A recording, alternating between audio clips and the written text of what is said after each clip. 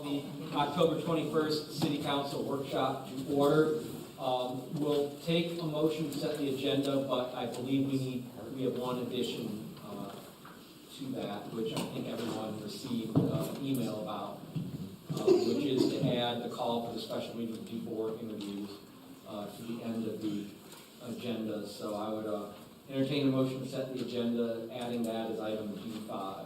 Motion to set the agenda to add towards the end the citizen poll. Special meeting, sorry. All right, motion made by Alex, I'll second. seconded by Jason. All those in favor? Aye. Aye. Any opposed? All right, the agenda is set. So the first item on the agenda is consider adoption of the Vision Zero Belmont Traffic Safety Action Plan. And I believe we have Captain Black and Reagan Murphy to present along with some other statements. So I'll hand it over to Captain Black. Good evening, Mayor Pro Tem, Council members. Vision Zero, so I won't beat around the bush, I'll kind of get started. This has been a year-long process that since we adopted the resolution, and we put together you guys a presentation. Along with, everybody should have the actual action plan. Is that right? Everybody got it? Okay, perfect.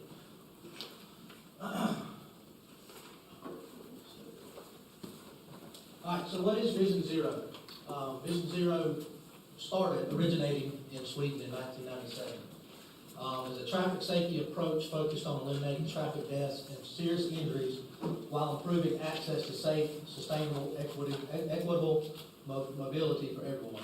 So this kind of started, as you know, over the last several years we've had some serious wrecks, tragically some loss of life.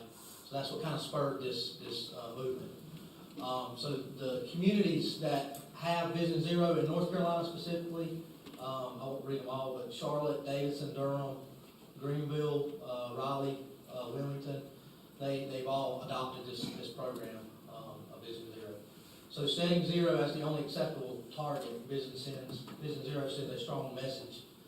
Deaths on our transportation network are unacceptable and preventable. Vision Zero represents a shift by acknowledging responsibility for preventing road deaths is a shared one, meaning designers of the transportation system must work together to ensure a safe system by addressing the root causes of all the inequities in traffic deaths. So, City of Belmont, almost a year ago today, on October 16, 2023, adopted the resolution committing to the Vision Zero.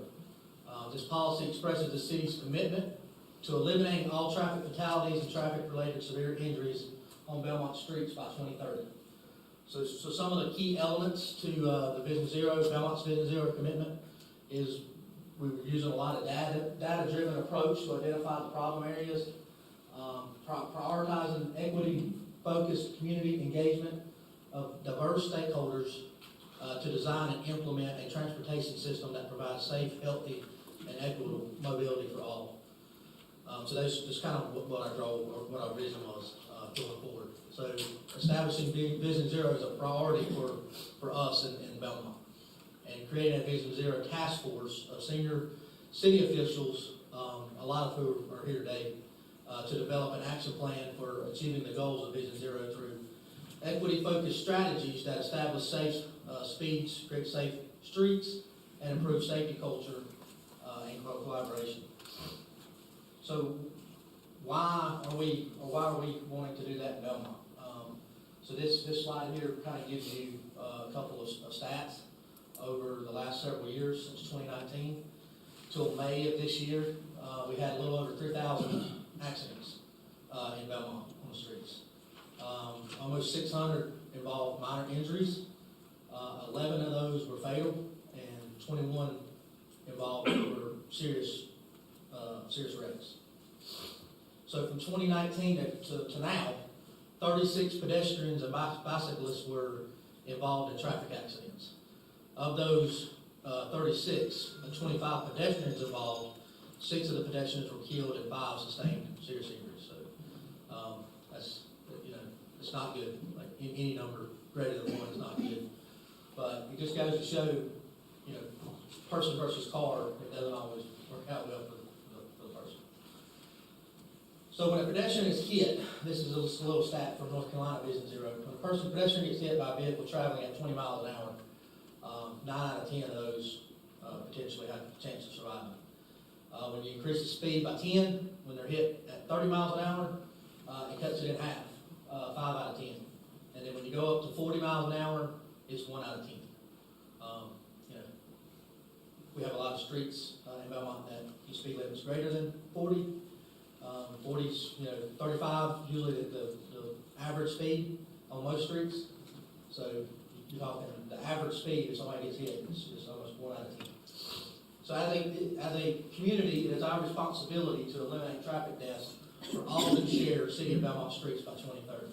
This was our vision statement that we came up with, that the task force came up with along with the advisory group. This is our vision statement moving forward.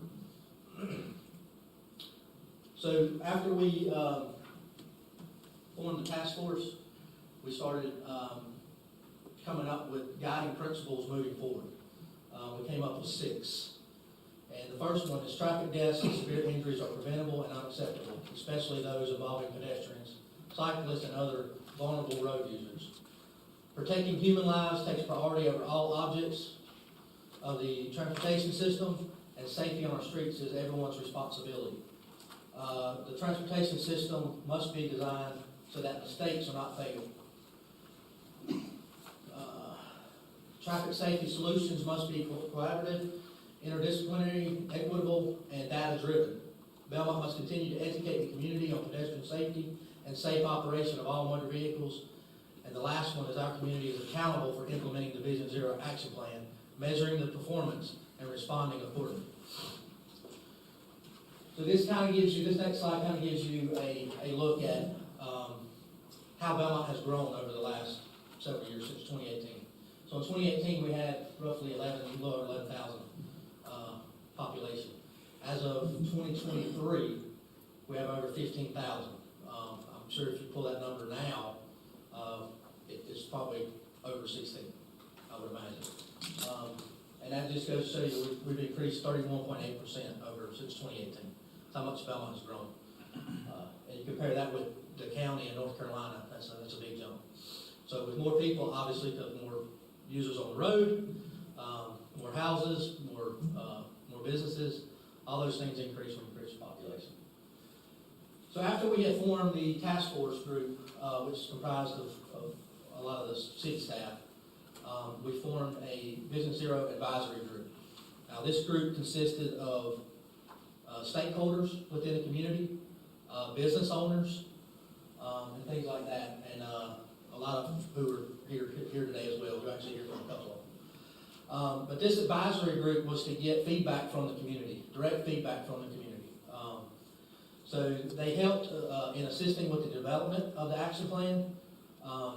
Like I said, they shared their input on their priorities for the traffic safety in Belmont. They helped collect and provide data from within the community. They helped identify priority locations and other challenges. And they shaped the actionable strategies and safety solutions the city will pursue. So we received a tremendous amount of feedback from this group. This group was very instrumental in developing this plan. And I mean, they had a lot of good feedback that we received from them. So they were serving as community champion for Vision Zero, which we employed them to talk to their coworkers, neighbors, peers, family members, and help promote traffic safety events and updates related to the Vision Zero program. We then had one-on-one meetings with all of them, which we got a lot of good feedback from that as well. We coordinated Vision Zero activities with existing plans and studies that the city already had. We make it friendlier to walk and bike in Belmont, especially in and around downtown. Target capital and problematic solutions toward addressing dangerous driver behaviors, leading to lower cost solutions that can help make a difference quickly, rely on and strengthen existing local and regional partnerships. Like I said, some of the advisory groups were from the Carolina Thread Trail, the YMCA, Gaston County Transportation, Gaston County Schools. So, we made some really good partnerships through this. So don't sacrifice the good for the perfect. Make progress however we can. Small wins can snowball into and build support for bigger wins.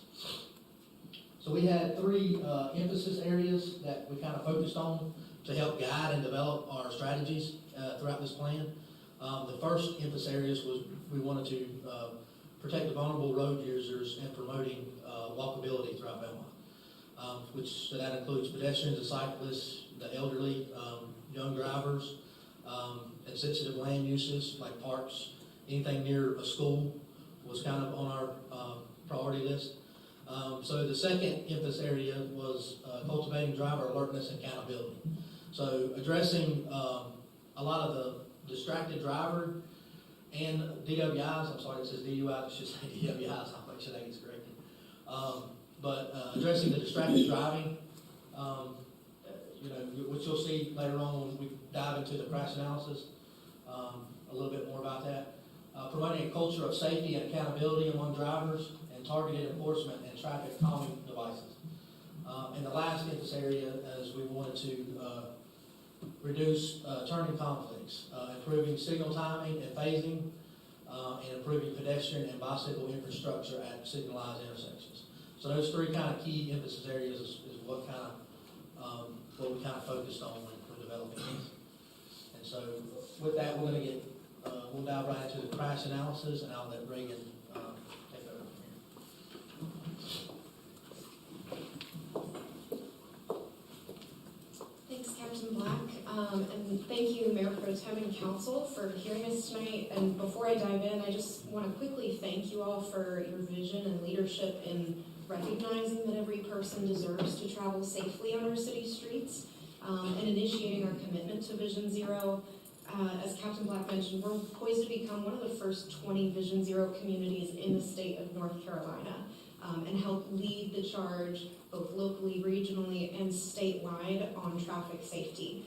So I think that's really important to highlight. So with that, I'll dive into our crash analysis. I'm going to keep this review as brief as I can, but we're happy to answer any follow-up questions in the discussion section after. So as Captain Black mentioned, we looked at crash data from June 2019 through May 2024, and over that 5-year period, there were just over 3,100 crashes in our community, and 32 of those crashes, or just over 1%, were fatal or severe. And while that seems very small, in the context of our population size, that number is quite significant. So over those 5 years, Belmont experienced a fatality rate of nearly 15 crashes per 100,000 people. And that rate is actually substantially higher than the rate in Davidson and in Morrisville, which are 2 of our peer Vision Zero communities in the greater Charlotte metro region. So that underscores the urgency that we act now to prevent those fatalities. I have a question to that. And you might kind of talk about it as well, but this includes I-85 as well, correct? It does. Yep. So when we're measuring ourselves to other municipalities, are they also covering major highways? Yes. Okay. Yep. Okay. Yeah. So, and we'll get into it a little further. There are certain points where we took 85 out of the discussion to help, focus in our analysis on local streets and state roads that we have a bit more control over.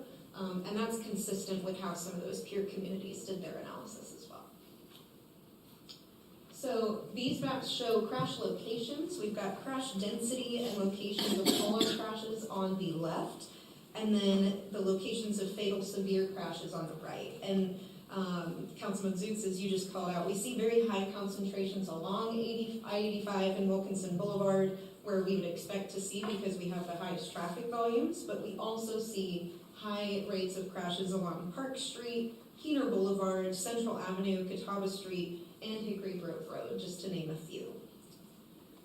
Now, when we evaluated crashes by mode of transportation, we observed some very alarming trends. 99% of all of our crashes involved only vehicles, so no pedestrians, no bicyclists. Pedestrians were found to be 150 times more likely to be killed and 40 times more likely to experience a severe injury than those operating a vehicle when they were involved in crashes. So again, just emphasizing that urgency and especially addressing pedestrian safety in our community. We also looked at types of crashes. We found that several types of crashes were more likely to lead to dangerous outcomes than others. So these 5 crash types made up less than 20% of all our crashes over that 5-year period, but contributed to 75% of our most dangerous crashes. So in addition to collisions involving a pedestrian, which were the single most dangerous crash type, we also saw intersection-related crashes being quite dangerous, so intersection movements as well as left turn collisions. And then we also saw crashes where the vehicle left the roadway and either collided with a fixed object or simply ran off the road or out of the lane, were also among the most dangerous. This is quite a long slide, but I'll try to break it down quickly. We also looked at certain crash factors that contributed highly to dangerous outcomes. So speed, we found, was a factor in 25% of our fatal and severe crashes, and DWIs were a factor in 20%, even though those factors contributed to a smaller number of overall crashes. And distracted driving, while it didn't contribute to a significant amount of fatal and severe crashes, did contribute to over 20% of our crashes. More crashes, we found, occurred between 8 p.m. and midnight than any other time of day, and more crashes occurred on Saturday than any other day of the week. And very notably here, we found that 82% of our pedestrian crashes occurred in that 8 p.m. to midnight window when lighting and visibility is likely a lot lower. And 100% of our pedestrian crashes actually occurred between 4 p.m. and midnight, so all kind of in that afternoon to evening time frame. We found also that a disproportionately high number of crashes occurred in the 5 lowest income census block groups in our communities, defined by the census, and our 5 block groups with the highest levels of transportation disadvantage as defined by NCDOT. So when we think about equity, that's another important focus area. In addition, also thinking about equity, we found that our older drivers are slightly over-involved in our most dangerous crashes compared to the portion of the population that they make up. And we found, surprising very few of us, I think, that 94% of our fatal and severe crashes took place on NCDOT and state-owned roadways, which tend to carry higher traffic volumes and have higher posted speed limits. We also wanted to briefly highlight our safety-related citation trends over that same period, courtesy of the Belmont Police Department. And over this time period, we saw a very high percentage of Belmont PD citations focusing on speeding-related behaviors. And the high rate of speeding and DWI citations might indicate for us that we've actually been able to avoid even more severe crashes related to those factors than might have otherwise occurred if we weren't enforcing those behaviors. So thanks to PD's enforcement efforts, we've likely been able to keep that number lower than it otherwise would be.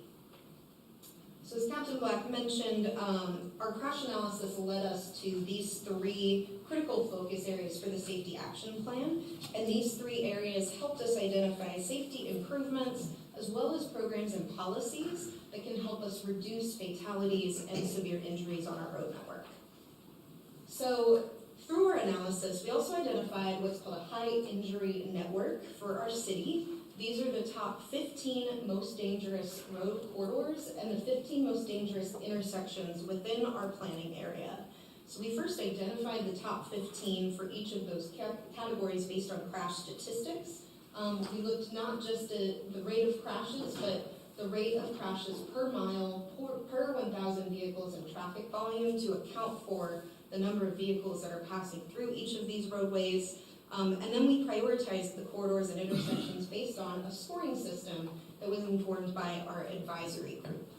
So this is just a quick glimpse into that scoring system.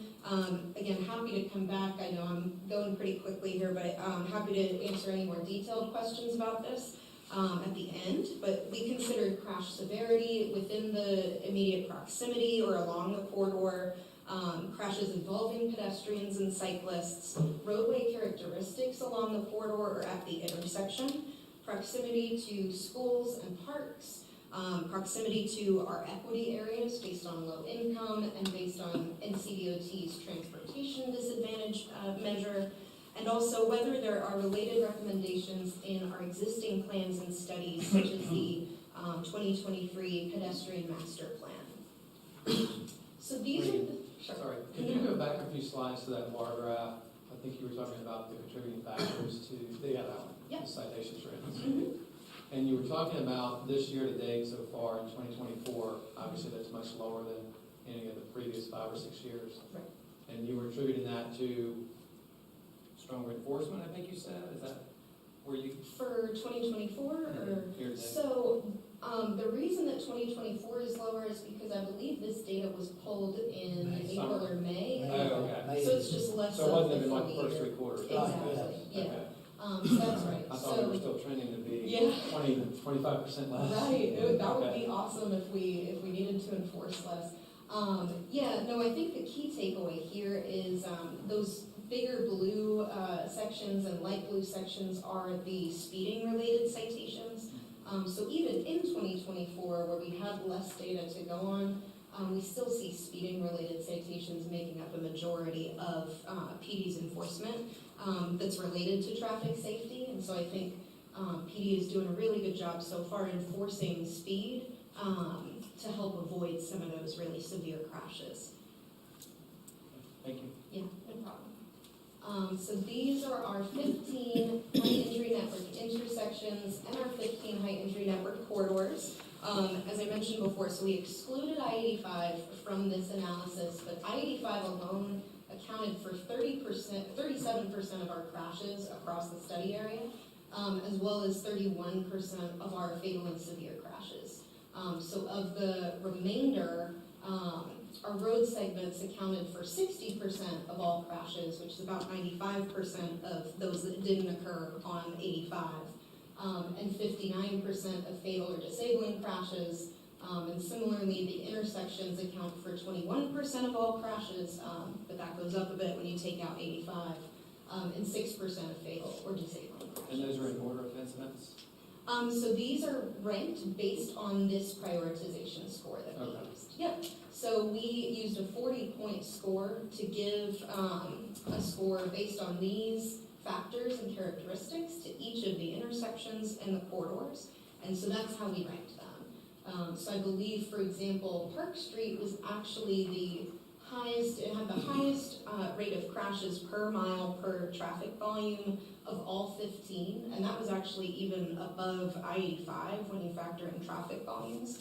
But when you factor in the prioritization scoring that we did, we prioritized Wilkinson Boulevard slightly higher because it's got more of those factors that lead to fatal and severe crashes occurring.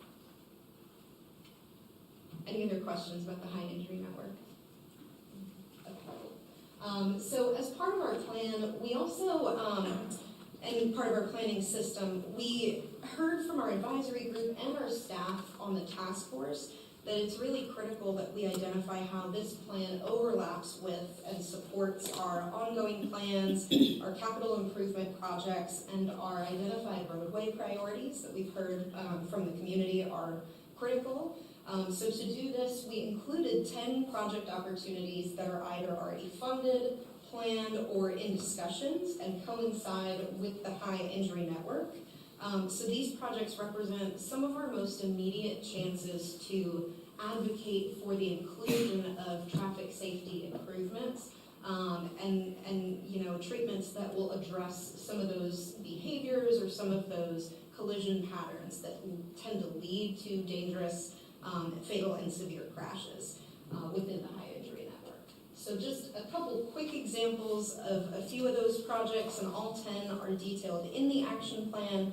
But the Wilkinson Boulevard and East Catawba Street intersection is already a funded improvement under an NCDOT project to replace the Catawba River Bridge. So that's one opportunity to collaborate with NCDOT and make sure we're addressing all of the collision patterns that are happening at that intersection.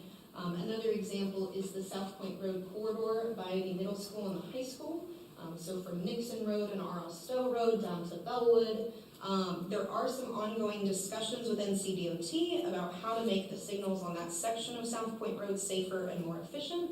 So again, an opportunity to interject some safety advocacy and prioritization into those conversations.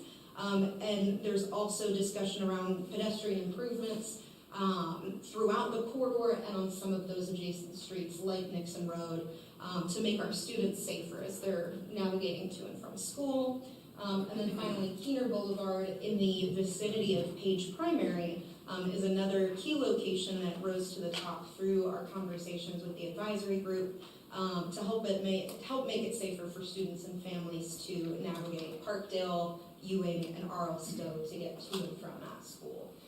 So those are just a couple examples. You may cover this in a moment, but as you're talking about and referring to specific projects that we may be considering in the near future, is there an opportunity for, you guys have done a tremendous job of gathering all this data too, by the way, but to merge that or integrate the data that you've been able to capture, is there any way to have that be integrated into like the TIA process, you know, whenever those are required and triggered, Right, that's a great to augment question. what Yeah. we can do and need to do in those areas? Absolutely. So that is kind of covered under some of our implementation strategies. So one of those recommendations is to look at our code and identify areas where we can add in Vision Zero best practices, like looking at crash severity. I will say we do currently look at crash history as part of our TIA analyses, but that's only required past a certain threshold for certain projects. So as part of the recommendations, assuming this gets adopted, we will look at other ways to incorporate measures of crash severity and the history of those crash trends into other development projects. And given that this is a relatively new concept, is that, do you feel like that's a permitted practice at the state level to allow us to use that data to? Yeah, absolutely. And CDOT will typically, when we ask for transportation improvements or mitigations, they will typically do a crash analysis. And we've used the same data that they do. So ideally, you know, this This is goes a little data. deeper though. Exactly. Right. Yeah, Than we've what done a much deeper dive on, you know, what are the trends, who's involved in these collisions. But it's the same data set that NCDOT pulls from, so we'll ideally have, you know, the respective the engineers at Division 12 who use this same data to do their analyses, and the support from them as well. Okay. Thanks. Alright, we'll keep it moving. I'm almost done. We are kind of segueing now into our action plan. So our recommendations for, you know, we've talked about a lot of data now. What do we do with it? You know, how do we respond to it? So our action plan has two key components. We included a traffic safety toolkit and specific implementation strategies and programs. The traffic safety toolkit includes over 30 proven high-impact capital improvements. They can either be implemented on a permanent basis through concrete or temporarily through paint, plastic bollards, and other temporary materials to improve traffic safety and reduce severe and fatal crashes. And these can serve as a starting point for the types of improvements that we can make across our high injury network. So there's 15 corridors and intersections as funding sources become available. These are kind of our first go-to when we see funds become available for those locations. We know that these measures are proven to have high safety impacts. Just a couple quick examples, and there are many more detailed in the plan. According to our emphasis areas, just a handful of strategies include pedestrian refuge islands, incorporating pedestrian intervals at our signals, protected bike lanes. Under emphasis area 2, we're looking at speed control measures and other opportunities to increase driver alertness, especially as they're nearing the edge of the lane or the edge of the roadway. And then for emphasis area 3, which focuses on intersections, we're looking at how we can improve and streamline turn phasing and turn lanes, coordinated signal timing, and also how we can improve visibility at intersections. For implementation strategies and programs, we identified 40 actionable and measurable strategies, policies, and programs that address what are traditionally thought of as the 5 E's of Vision Zero. So those are education, encouragement, enforcement, engineering, and evaluation. Lots of alliteration for y'all tonight. So education, just a couple, we've pulled out a couple key strategies that we want to highlight for each of these for the sake of time. We won't go through every single one. Under education and engagement, our police department does a great job already educating children and families about bike safety through their participation in Safe Kids Worldwide. So we want to continue doing that through events like bike rodeos. We want to host an annual walk and bike to school day event with some of our elementary schools and potentially growing it beyond just the elementary schools in the future. Incorporating traffic safety trainings for city employees. So all city employees have to meet certain safety training requirements each year. So we're looking at ways to incorporate that and for Captain Black and I to offer maybe a lunch and learn on traffic safety to help increase awareness. And then obviously as well, this I think is one of our first steps, just building an online presence for the program. So sharing the plan, sharing our data, and making sure we're transparent and accountable to the community about how we're doing. Under encouragement, we found some opportunities to look at some really neat pilot programs, like a Slow Streets pilot program. This idea kind of focuses on city-owned, low-volume and low-speed residential streets, and we would be looking at ways to install signage, allow for some street art, and allow for some temporary traffic calming treatments to identify, a select number of streets across the city as slow streets. We'd also be looking to implement a creative crosswalk pilot program, which similarly would allow residents or organizations in collaboration with our public works department to paint crosswalks or intersections, again, on city-owned streets in creative ways, and then offering wayfinding resources for pedestrians and cyclists across our community and on our website.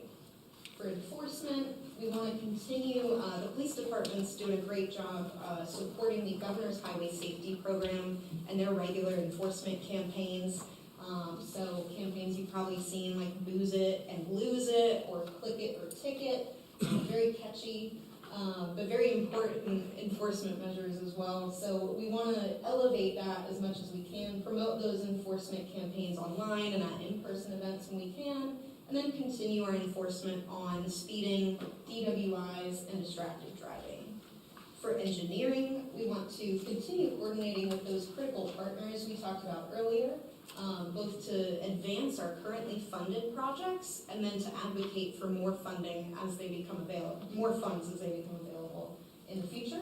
We're also aware of some statewide and federal grant opportunities to help fund some of these improvements sooner than later. So funds like the federal Safe Streets for All grant are top on our priority list to help fund some of these improvements and some bigger capital projects that can include Vision Zero project recommendations. And then also supporting safe routes to school by allowing parents, families, and school leadership to have intentional conversations about how to improve traffic safety around their schools. And finally, evaluation. Under this component, we plan to complete and present an annual Vision Zero progress report to all of you each year, sharing our progress on these implementation efforts. We also plan to continue meeting quarterly with the Vision Zero Advisory Board, and we plan to seek opportunities to share best practices from our community and learn from other communities that have been doing this a little longer than we have through training seminars and conferences like the North Carolina Vision Zero Leadership Institute, which happens every summer.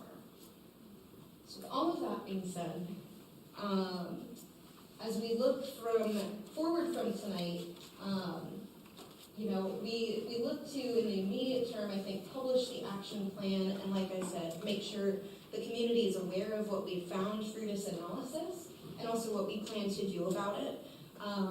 We also, in the kind of short term, the next year or two of implementing this program and action plan, we'll look first to deploy some of those temporary or pilot safety improvements that are lower cost but still have demonstrated high impact on safety, and pursue those bigger funding sources for permanent traffic safety improvements, We'll also start to look at which programmatic recommendations and strategies we can implement right off the bat, and which we need to start building support for, and then, of course, continually monitor and benchmark our success.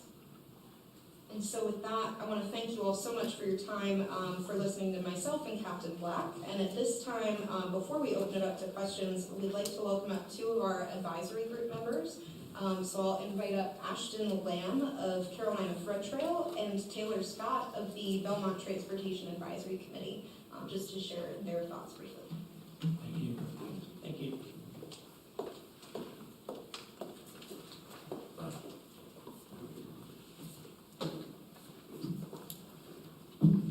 Hello, everybody. Good to see you all again. I'm Ashton Lamb, Community Coordinator, Project Manager for the Carolina Thread Trail.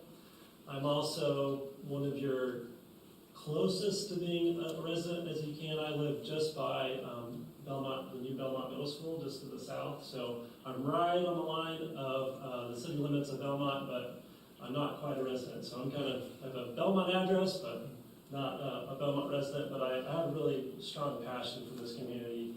I'm a strong cyclist, love running in Belmont, and also from a thread trail perspective, also passionate about bike infrastructure, pedestrian infrastructure.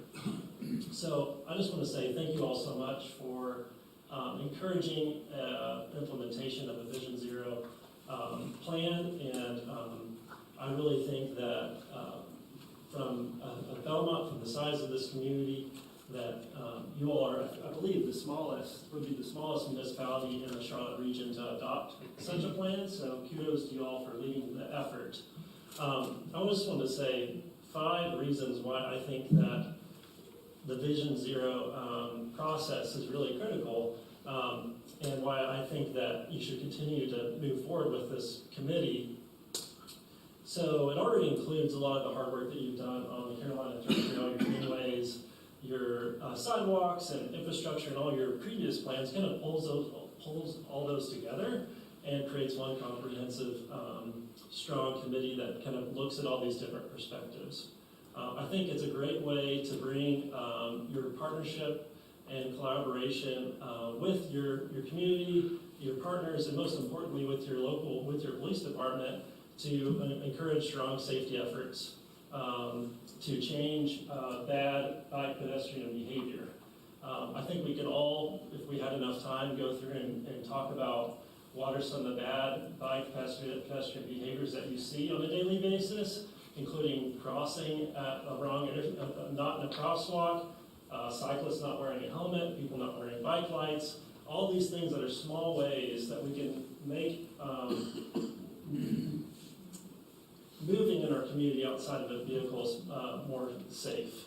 And I think those are small wins. Those are small things that this committee can focus on to really make your community stand out as a place that is more bikeable and walkable, unlike potentially other communities in the Charlotte area. And it's also a really fun way to engage the community in bike parades, to kids learn to bike programs, and other things like that that I think are also help Belmont stand out. My personal favorite reason why that this committee is so important, one of the things that was discussed in this presentation is it talks about small wins. So from a cyclist perspective and a runner's perspective, I think some of the ways that Belmont can really make a quick change at a very low cost is improving, trimming vegetation off the sidewalk. The city of Belmont owns 6% of the roadways within your community. The rest of those are managed by the Department of Transportation. What if you looked at 6% of your own streets and looked at ways that you could restripe a bike lane down that roadway? I mean, those are some small things that are going to make a big difference, that are going to make you stand out.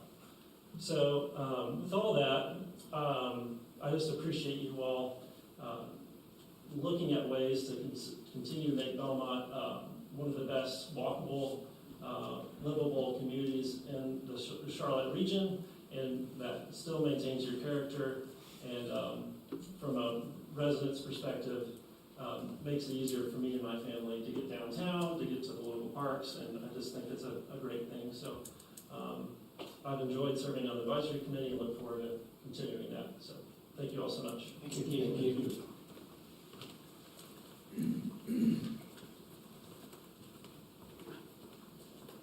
Hi, good to see y'all. Thanks for the opportunity to be here and serve my community. I'm really excited to get to know many of you in this process.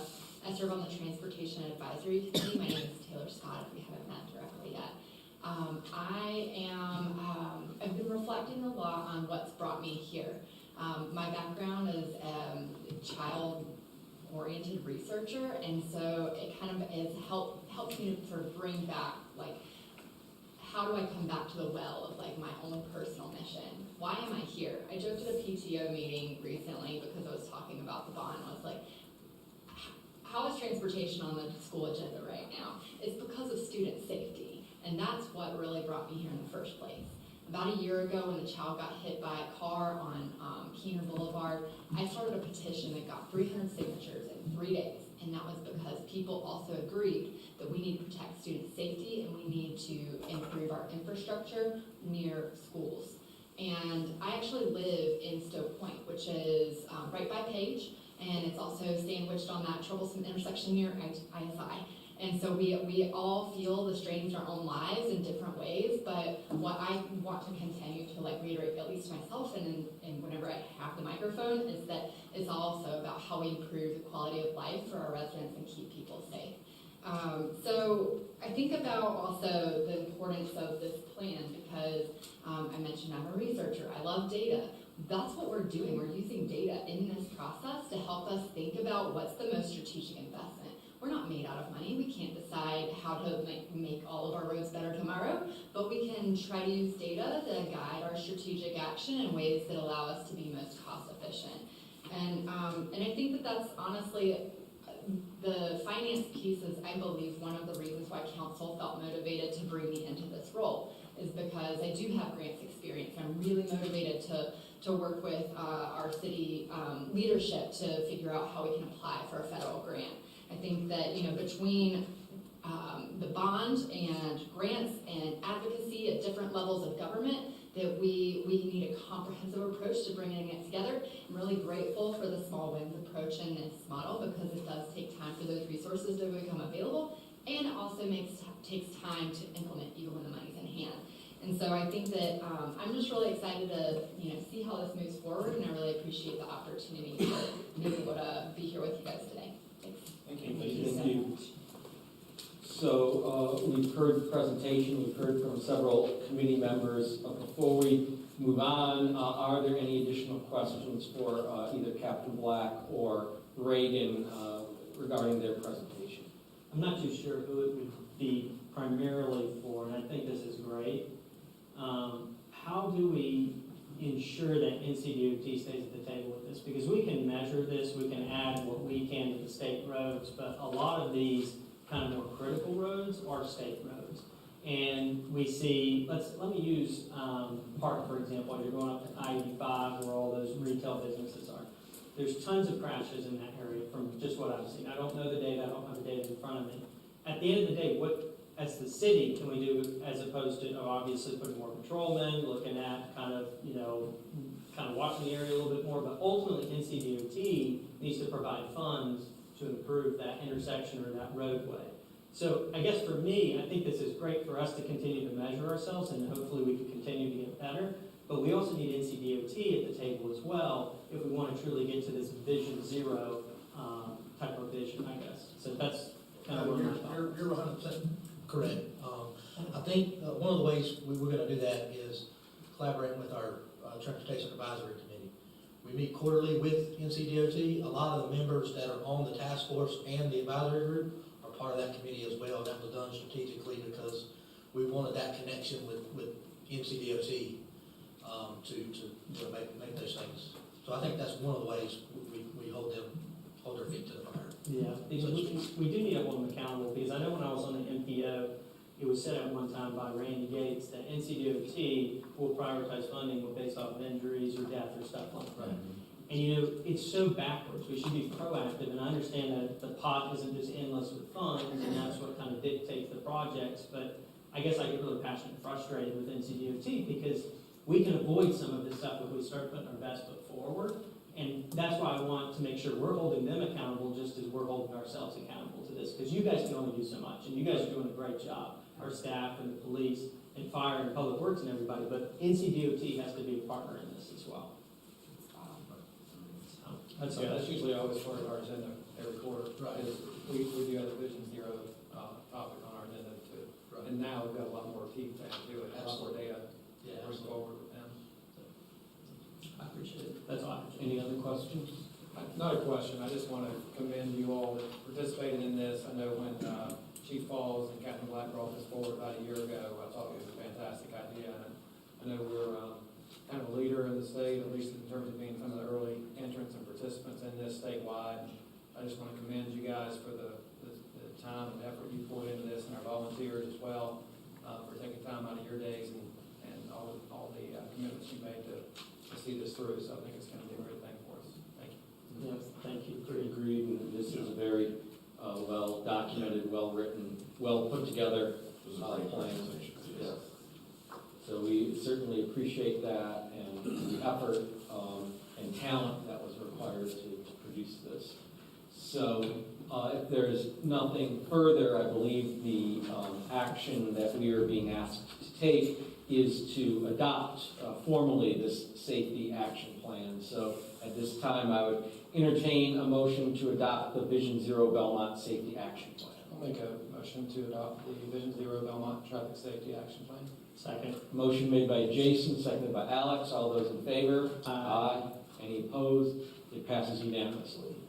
And thank you to everyone. Yes. Yes, thank you so much. So, and we'll look forward to the continuing updates and tracking of the progress towards these strategies and goals. All right, very good. So we move on down the agenda to item B2, which is potential text amendments discussion. Miles, are you going to introduce this, or is it? No, this is Tiffany. Okay. So we have our planning director, Tiffany Farrow, to introduce this topic as to a number of potential amendments to the land development code. Thank you, City Council. This is a rare moment where I actually do not have a slideshow for you this evening, but wanted to bring this spreadsheet that you will find in your workshop packet for discussion, and wanted to really have this be your process. That's why I intentionally decided slides were not necessary for this discussion. But to put credit where credit's due, Councilman Zooks approached staff with several text amendments for further discussion, and wanted to bring those to the group for all of you all's thoughts. As you all know, we work really, really hard to understand council's priorities and how that impacts our workload and how we should prioritize our time commitments. And so with that, there are, I believe, a total of 7 on this list, if I counted correctly. I'll go over a brief description of each, and then I would love to turn the floor over to you all for your thoughts and to see if your vision aligns with staff's currently proposed recommendations or updates in terms of timelines of where we think we can reasonably accomplish some of the goals that is outlined. I'd also ask that if there are additional goals you would like added to this chart, that you share those with us as well, so that we can understand how these items should be addressed through your leadership. So the first one is looking again at our side yard setbacks for residential. And this would be to re-review the minimum separation distances between homes and what on an individual lot those side setback requirements should be. Now this item, I will say, is one that we are currently already starting to revisit and have an item already scheduled for this month's planning board agenda to talk about this very thing. That being said, I want to make sure that I understand you all's goals and visions, and to see if there's any way possible to get your visions wrapped up into that text amendment as well. So we are presenting a draft text amendment for planning board's consideration on this item at the October 24th meeting. That's this Thursday if you're interested in attending.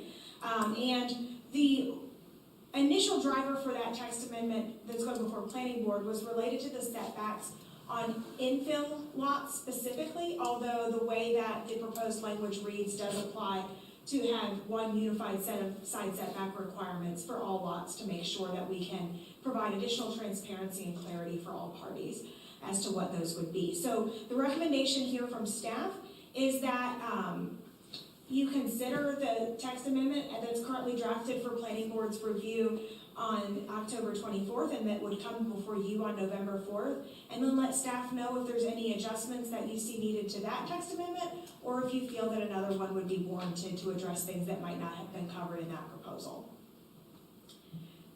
So with that, the timeline would be as early as November 2024 to have some changes to the side setback requirements for your consideration. The next one on the list is to look at the locations of dispensaries, vape shops, and other uses that are not currently explicitly outlined within the land development code. There are some uses that are specifically listed within our land development code. Some of those include event facilities, ABC shops, tattoo parlors, but otherwise there are other uses, because we are a form-based code, that are more generalized within the body of the code. And so the way that the code is interpreted is that if a use is specifically outlined anywhere within any of the zones, that would make it automatically excluded from the others. So it has to be listed in there, but if it's not explicitly called out or listed, it may be interpreted as one of the already existing listed uses. So that being said, there was some interest, my understanding is, in offering some clarity about the desired locations for some uses that might not be already specifically named within the body of the land development code.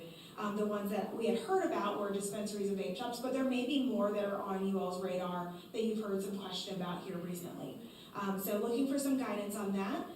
We do have right now some of those more defined uses located or envisioned along the highway commercial zoning district, which is along Wilkinson Boulevard, and that includes the primary location for private nightclubs, the ABC stores, body piercing, cash advanced vehicle title loans, electronic gaming, palm reading, pawn shops, tattoo parlors. So if it's a simple text amendment, we just want to add some specifically named uses to that list to also go along Wilkinson Boulevard. Staff feels like that could be a pretty quick turnaround time for your consideration and review, potentially as early as December. However, we also acknowledge that you all have intentionally been looking at what we can do to revitalize the Wilkinson Boulevard corridor. And so if we do not want to add to that list, but in fact take some more time to revision what we want to see in terms of uses along the corridor as a whole, we could do that once we have that vision and update through the comprehensive land use update process that's actively underway. So there are two options for your consideration there as to how we should prioritize that item. The next one was to look at how we are requiring right-of-way reservations to ensure that buildings are located in a way that allows for future roadway needs. This could be whether we are looking to widen a road, modernize a road, or anything else, maybe add another turn lane. Things that are known is how I understand that request to be. And so just to make sure that you all are aware, and I know council's aware, but to make sure the public's aware, we are currently, in conjunction with the comprehensive land use plan update, also creating a multimodal network plan. And in addition to that, there also is a planned update to the CTP map, which is hosted by the Gaston Cleveland Lincoln MPO. And Gaston County specifically is proactively looking to hire a consultant to focus in on the Gaston County area. Juan, I believe, is leading that effort and is in the room tonight. Juan. So if I'm to speak, he can hopefully jump in and chime in there. So one of the thoughts with that is that we know that that's coming up. We also understand that we don't want to locate structures on land where we might need future roadway or create a limitation for ourselves. So there are a few avenues where we can already, if we wanted to just go ahead and look at this, that we can do that. One of that is we already have that discretion with any project that comes before you for conditional zoning. We can ask for any conditions that the city feels are reasonable and justifiable with new development. So that is one tool we already have. We also can have that information reviewed because a lot of the road widening projects are already outlined on adopted maps. So that can be reviewed already with the codes we have in place today through the TIA or TTM process for transportation analysis. And then we also do have some language that talks about if there are plans on adopted maps, that there are certain requirements to at minimum dedicate the right-of-way. It doesn't necessarily talk about building the road, but dedicate the right-of-way for future funded or non-funded roadway projects that are adopted on corridors. So there's some protections in there, but we could look at those more intently to see if there's anything we can do to clarify or step those up. And so just to make sure that we have enough time to look at what we already have and what might be needed, our staff suggestion would be to do that at the beginning of 2025 with a better understanding of what the other adopted plans are recommending and how those might be changing. Tiffany, question on that. Yes, sir. And maybe I just misunderstood kind of how you phrased that. So I understand that we can require them to leave the right of way, right? So we're Yes. thinking of like light rail or the Catawba crossing, but you kind of said, or can we also make them contribute dollars towards those projects as well?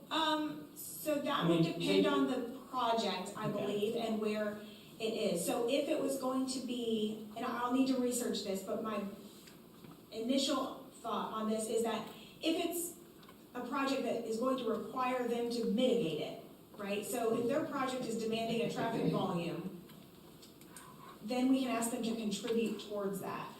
But just because they're along an adopted roadway for future improvement that may or may not be funded, doesn't mean we can necessarily require a financial commitment because we don't know the timeline of when that would be constructed or if their project adds to the need for such an improvement. My mind just went immediately to like Pittenger 2 and 3, Sure. Catawba crossing. So I know that there's right of way that's going to be required for whoever decides to develop in that area, correct? Well, so just similar to Del Webb, that corridor is going directly through the development site for the South Fork Parkway. Mhm. So they are, from my understanding, anybody there, because of the topography of the site, would likely be pursuing conditional zoning.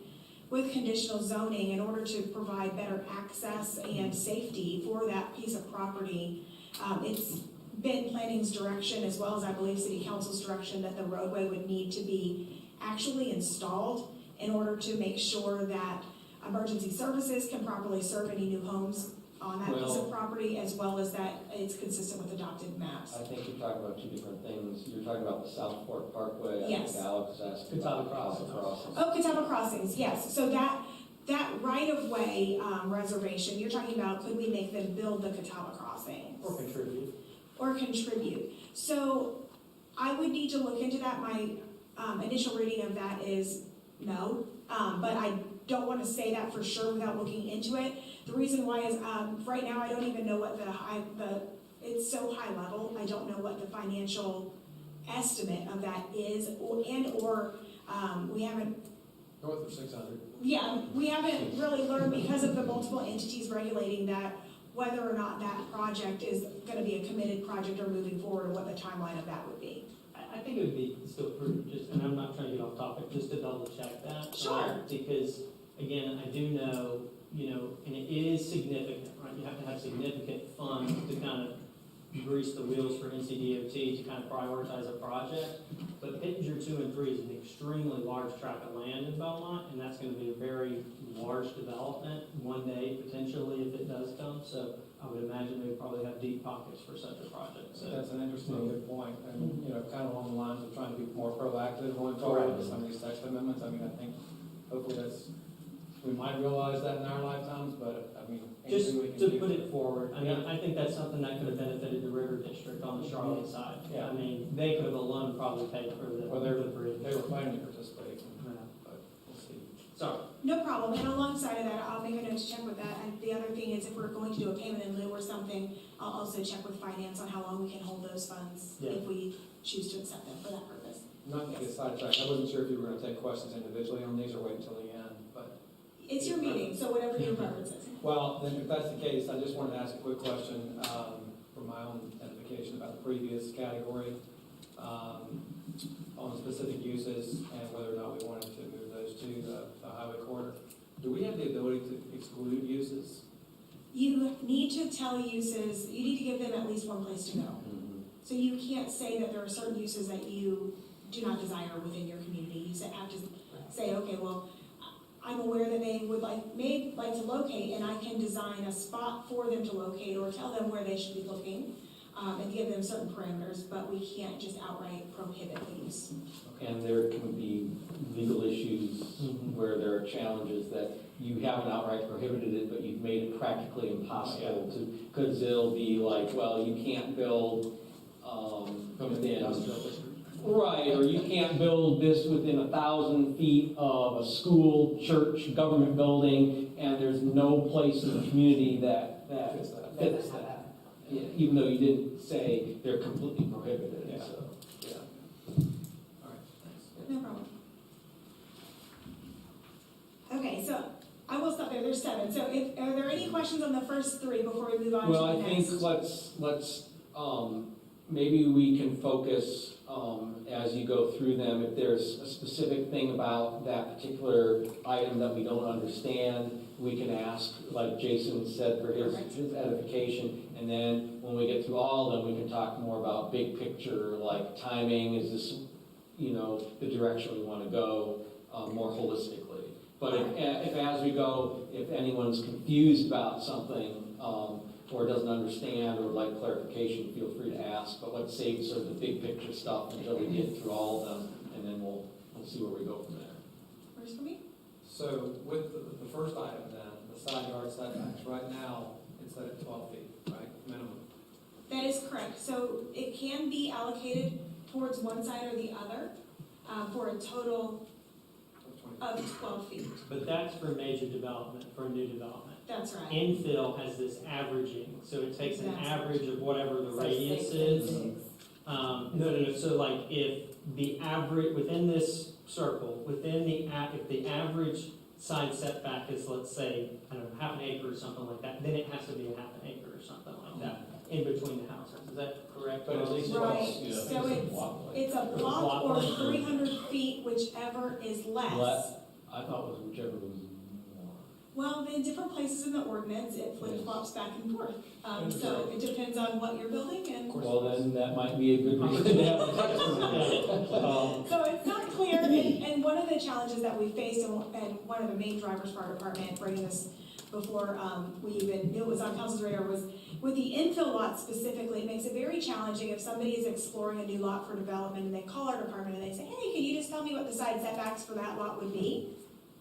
Like, well, let's do the averaging rule and measure the left and measure the right and measure the front, and now we're gonna merge them all together and let's take a mathematical average, and then that's a certain percentage of your lot width, and then you end up going through this exercise to try to get them an answer, all of which is based on Gaston County GIS's measure tool, which is not based on, that is to the best of their ability, but based off aerial photography, so its accuracy is not pinpoint like it would be if you were basing those measurements off of real survey data.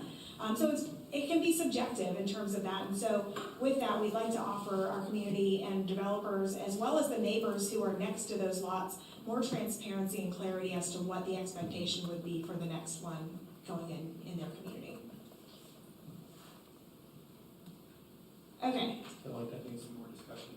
Yeah, and I think all of these need Yeah. more discussion, so I think maybe, because obviously they're going to have to go back from the planning department and look at the code and figure out how whatever they're tasked with doing fits within the code and is consistent with other code provisions. It's going to come to the planning board. They undoubtedly will have some thoughts and edits and comments, and then it'll come to us. So I think we can certainly say, well, this is sort of the big picture where we want to head, but we're going to have to see an amendment in a text, and then we can carve it up or edit it as we want and discuss things further. If it's go back to the drawing board or with these edits, it's fine. But I think we don't necessarily, this might be another situation where we'd end up being here till like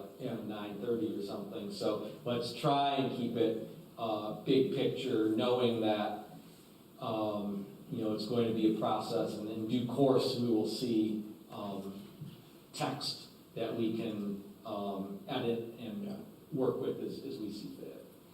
Absolutely, and really, I want to make sure that we are prioritizing this list in the way, but we understand that we're going to need to do more research before we provide a staff recommendation for you all to further evaluate on all of these cases. So, all right, so the next topic was open space for public use, and so the goal here would be to ensure that the land that's being proposed for dedication to the city is desirable and useful for whatever the city's needs may be. So we started to look at open space, not necessarily just for public use, but in a more general sense back in 2021. So there is actually an open text amendment file in our office. We had a subcommittee that was committed to helping to review open space and try to tackle this. Right now it's based on a matrix and looking at this as a much more holistic text amendment, right? It's not specifically targeted towards the land that we would be willing to accept for public use, although that could be contained within that larger text amendment if we wanted to wait for the full analysis to be completed. It got deprioritized based on some of the other communicated priorities, but it's not that the file or that any of the research we've done to date is gone. So just looking for council's direction here.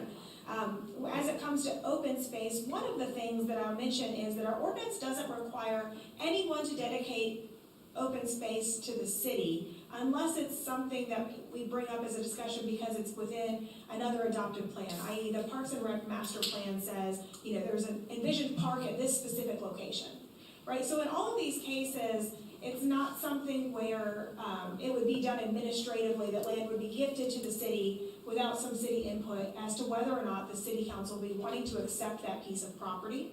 But guidance as to what would deem a property acceptable might be based on what your intent for that property is. So if you wanted a property to remain largely passive in an area where you can just fish off of it and it's treed, it might meet one quality standard. If you wanted to locate a fire station on it, it might need different standards, right? So understanding what those needs would be important to our department as we're going through those discussions. That being said, we can look at their specific provisions that are across all types of uses, that if somebody wanted to dedicate a piece of land to the city, what those minimum requirements for that property should look like across the board. There might be other requirements that might be more specific to the proposed use or intent behind that donated piece of property. And with all things, if it comes through conditional zoning or any developer agreement, you ultimately have the full discretion to consider that and or to outline those as conditions of approval up front when the projects are being considered. So there are some protections already in place with the fact that you can outline those on a project-specific basis through conditional zonings, but we'd be happy to look at what other communities are doing if they put any language in there as it relates to standard requirements for that land. And we are proposing that we do that early next year as well, targeting around February for that one. If there's no specific questions on that one, I'll move on to the next one, which is stormwater and watershed protection enhancements. I'd like to offer a disclaimer here that those provisions are not actually within the land development code. So the timing is to be determined is the recommendation for this. And I would defer to Jonathan Wilson and our new city engineer for more specific details about intent as to what city council would like to do on these provisions. Although it is incorporated, it might be located elsewhere, but is it not incorporated into the land development code by reference? It is referenced because all developments do need to follow the watershed protection ordinance, floodplain ordinance, erosion control ordinance, and all of the other regulations as it relates to that. But it is found in the municipal code. So that is why those codes go through a different process for amendment and don't necessarily go to the planning board. Yeah, because we are technically the board, the regulatory. Well, the watershed review The watershed board, yes. review board, council is, so. Well, and Right. even if it were just any other municipal ordinance, when Lindsay has some code enforcement issues, that just comes to us, straight to Right. us without going to planning and zoning. Right. I will say that there are some times where, certain communities overlap with that regulation, understanding what the larger intent is. So at one point, we were looking at an erosion control overlay district, where maybe there were some enhanced measures there. If there is any sort sort of zoning overlay or additional requirements, that would be part of a map amendment or something that would go to planning board and city council. But our recommendation is that there's a larger discussion with Jonathan and our city engineer on what, if any, provisions should be increased based on what we have now, and how that not only the regulations should look, but also the enforceability of those regulations should look. And, you know, whose responsibility is that? Is that through an interlocal? Is that through additional staff on our team to carry out those additional requirements? Or do we want to keep them as they are? So with that, we understand that that is a goal that council would like to look at, and my understanding is that Jonathan and his team are already diving into the research on that to bring back some recommendations for you all for your consideration. So we would just ask that we can get back to you on that exact timing once he understands what, how deep those changes may need to be and what the timing implications may look like a little bit further. The next one on the list is to create a downtown transitional zone. And our understanding of this goal would be to incrementally transition allowable uses from our historic or even other downtown areas, and create a transition between those downtown type areas and the largely adjacent residential uses, so that the uses filter down in terms of their use and intensity. So the things that we know that are currently underway that might be helpful to inform something like this is that it's our understanding that the Main Street team is looking at their district boundaries to consider possibly updating those, which may inform exactly where this transitional zone might be warranted or needed. And then within the comprehensive land use plan update that's actively underway, that would include potential updates to the Center City Small Area Plan. This concept of transitioning is something that we can work with the consultants to evaluate in the comp plan in terms of just as a general high-level concept. But when we look at that, we really want to understand where these transitional uses might be warranted and which properties are involved. This one would be a multi-phased set of changes from our perspective to implement, because it would require text amendments to establish a new zoning designation and the requirements within that zoning designation, potentially new building forms that we might want to see in that designation that would transition into those uses. And then ultimately it would involve rezoning people's private property in order to do it that way if you so chose, or allowing that transitional use to be envisioned in the comprehensive land use plan and only therefore if people were envisioning that through some sort of conditional zoning map amendment. But if it was a zone that you all were intending to be a by right zone, it would involve rezoning people's property in the downtown area. And so we would need to then notice those properties and give people the chance to provide feedback to both planning board and city council. So that one I'm projecting out a little bit longer because it's a larger, complicated process, not one that I'm saying is any less important, but just that might take staff a bit more time to prepare for you. And then the last one that I have on my list is to revisit the location of apartments.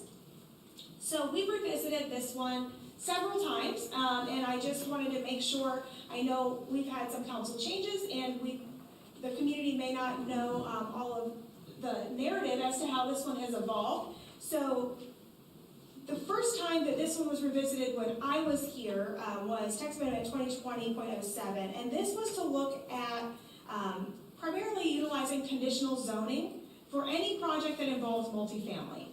The thought here was that in highway, commercial, and institutional campus districts, apartments or multifamily would still be allowable by right, but everywhere else, my understanding was that the council wanted some discretion, so those projects would be brought to the city council for consideration and review, and then council would ultimately have the authority to decide whether or not the project moved forward or whether or not it didn't, based on the merits it brought to the community itself. We revisited that item for text amendment 2022.05, and instead of just looking at multifamily as a use being required through conditional zoning, we started to specifically look at adding requirements for the apartment building form. And so we looked at that, and ultimately the apartment building form itself was prohibited in every district except for highway, commercial, and institutional campus districts. So where it was formerly allowed through conditional zoning consideration, it was then prohibited outside of the campuses as well as the Wilkinson Boulevard corridor. This item was revisited in 2023. and after some public comment and direction from City Council to revisit this item. And that text amendment focused on certain provisions for more targeted residential uses, specifically more supportive and/or affordable uses, some senior housing options there. So this said, well, within commercial areas, not every area where it was allowed before, but in commercial areas, neighborhood center commercial, downtown district, business campus development, these types of projects, an apartment building form might be allowable if it had a special residential use that created less traffic generation than a standard multifamily apartment building would. Still did not require council to approve it, but allowed it to at least be presented for your consideration only within the commercial corridors of town. Again, still allowed by right in highway, commercial, and institutional campus district. But I would say a caveat of the by right is since that time, the other thing that has changed are the thresholds where something might have been a major development plan before would now be considered conditional zoning. So even if it hit one of those thresholds in highway, commercial, or institutional campus district, it could still come before you for conditional zoning consideration, even in those areas. As you may recall, the last time we revisited this item, there was no text amendment that was finalized, but we were looking at what we could do to, instead of continuing to regulate just an apartment building form, could we create or introduce a new multifamily form in our community so that where we might want to specifically prohibit the apartment building form, we could introduce multifamily housing in a way that was much more smaller in scale and density, and still regulate the architectural aesthetic to ensure that it blended well within the existing fabric of our neighborhoods. And that to say, the large question that we heard as staff was, not all neighborhoods, and we need to identify where, right? So we have text amendments that have been drafted by Central Carolina Council of Governments for the forms themselves, to introduce new forms into the code that were largely supported through public engagement and feedback for introduction, but it wasn't to say that those forms were appropriate everywhere. So one of the things that is incorporated into the comp plan right now is to the question of where. And we've largely wrapped up public feedback to have a general idea of where those types of multifamily forms could be introduced within the community. The question would then be to identify which process could be used, whether they would be allowable by right, special use permit, conditional zoning, or whatever for you all's consideration to add them back in. So with that, my recommendation is we've reviewed this a number of times. We keep going back and forth as to where we should land in terms of how we should regulate both the form and the use and conditional zoning versus outright prohibition of that use in certain areas. So staff's suggestion is that if you all are comfortable based on the public input that's already been received for the comprehensive land use plan update, that staff can utilize that public feedback to start looking at a text amendment that would incorporate those alternative multifamily housing forms to allow for us to be much more intentional about where we want the larger apartment form buildings to be and where we might be comfortable with something like a quadplex and eightplex, things that actually exist within our community now, but are not currently able to be constructed as a new building. So we'd like to look at that together and to utilize the research and investment that you all have already made in bringing that to the forefront as we reconsider this again.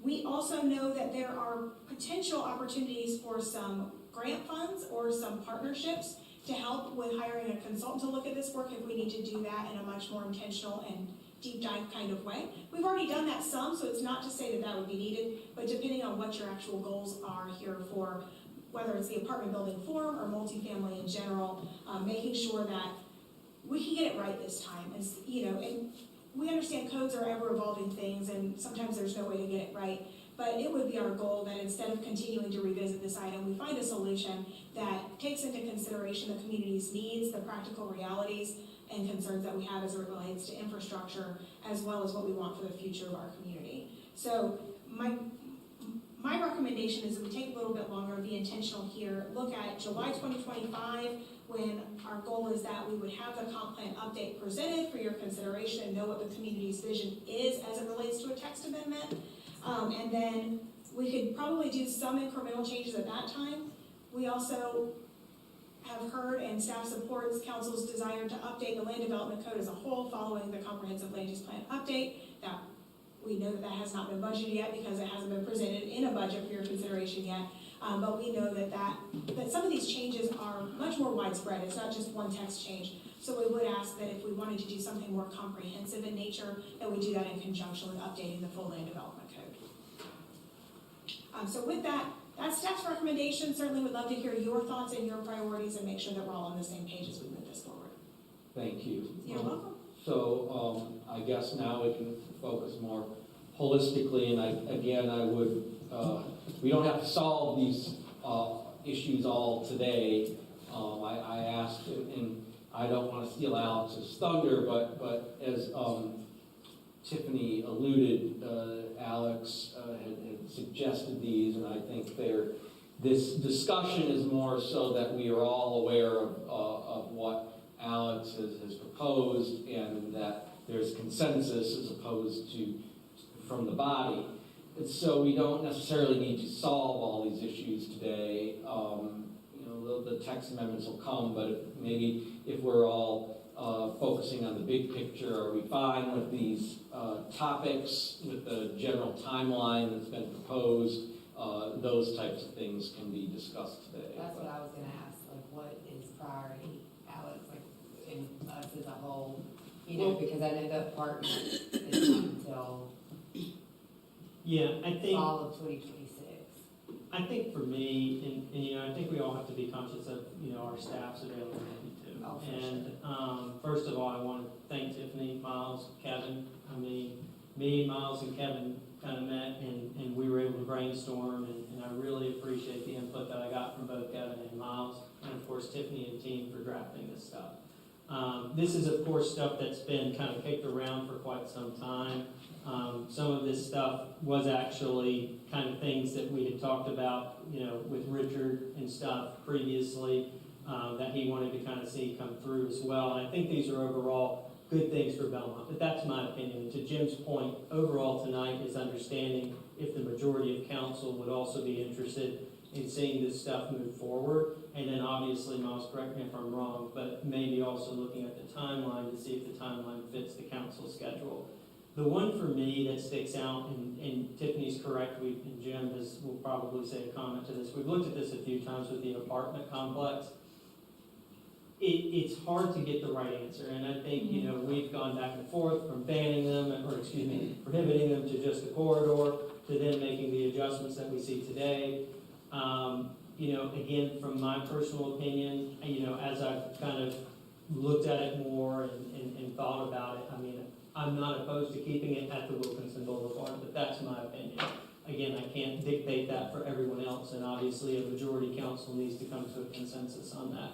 The timeline for that, for me, is one of the more top ones, but again, I'm also would like to respect some of the additional information we could get from staff on that. So again, that's just my comments on that.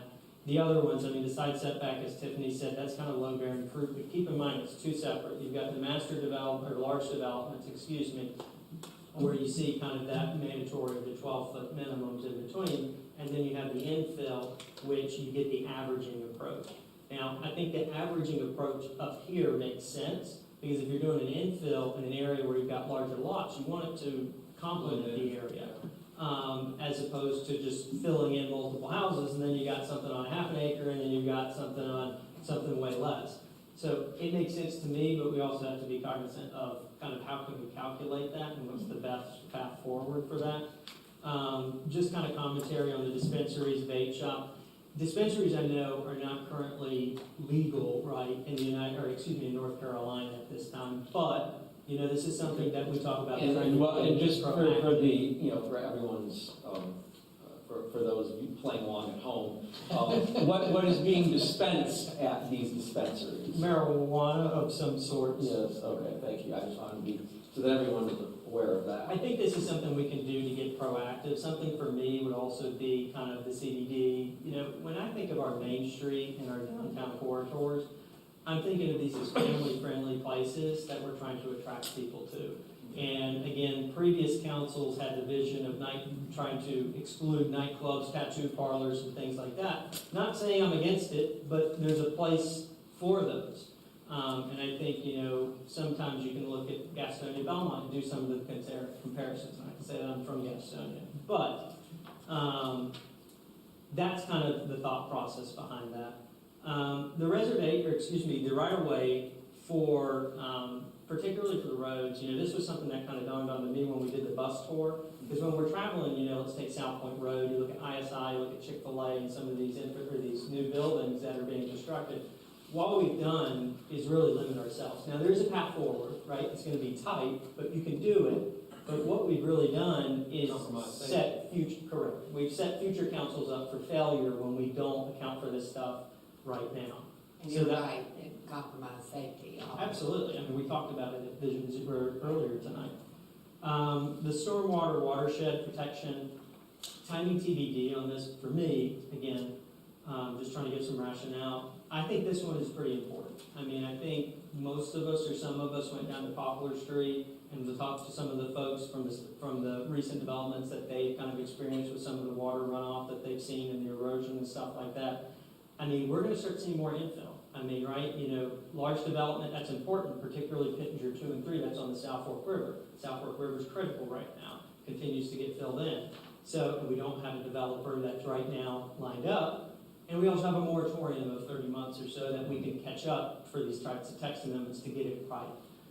So that was kind of the thought process there. Downtown transitional zone, I got to give kudos to Kevin on this one. I mean, we were kind of talking, everyone knows kind of my personal opinions on the imperial law. So this is kind of what sparked that particular type of text amendment in here, a proposal, which I understand will need further analysis.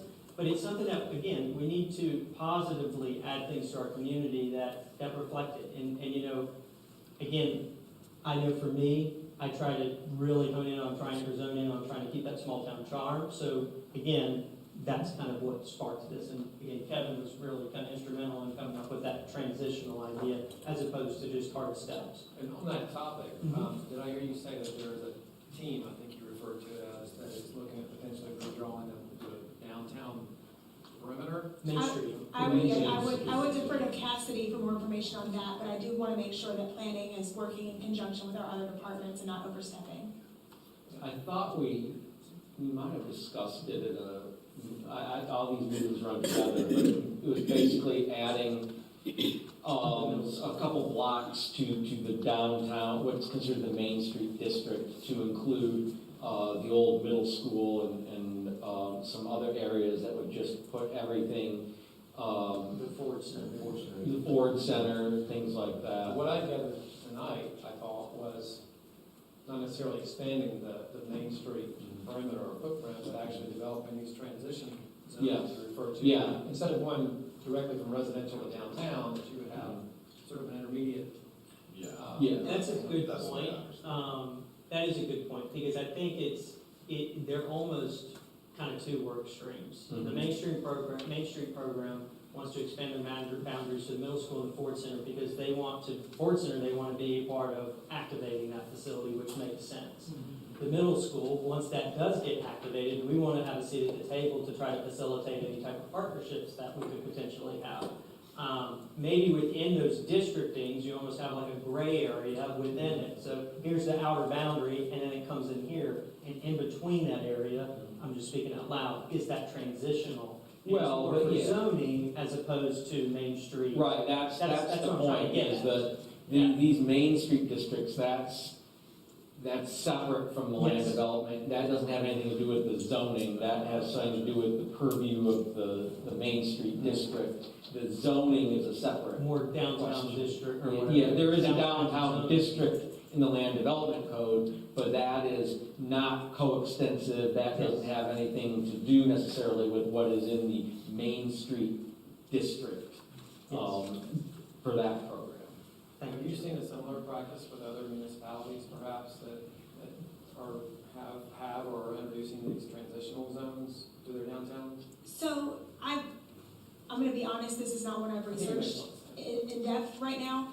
But I will say, even within our comprehensive land use plan update, within the Center City small area plan, you can see recommendations for Center City core, and and then traditional neighborhood development, and you can kind of see this idea that it radiates out. That being said, one of the things that I've discussed with Cassidy at a high level is on the comprehensive land use planning side, right? Where Main Street wants their boundaries to be, it would make sense that from a long-range planning perspective, that we're synced up as to what the vision of their team is, what the vision of the city as a whole is, as to what we would consider Main Street proper versus what we might see as an outer ring. And then we can work, whether it's through the comprehensive land use plan, the zoning, or both, to make sure that we can accomplish the goals of council. And I think, well, I would just say, obviously, as Jason has expressed before, you need to see, I think we all would need to see what is produced and what comes from the planning department as modified or edited by the planning board.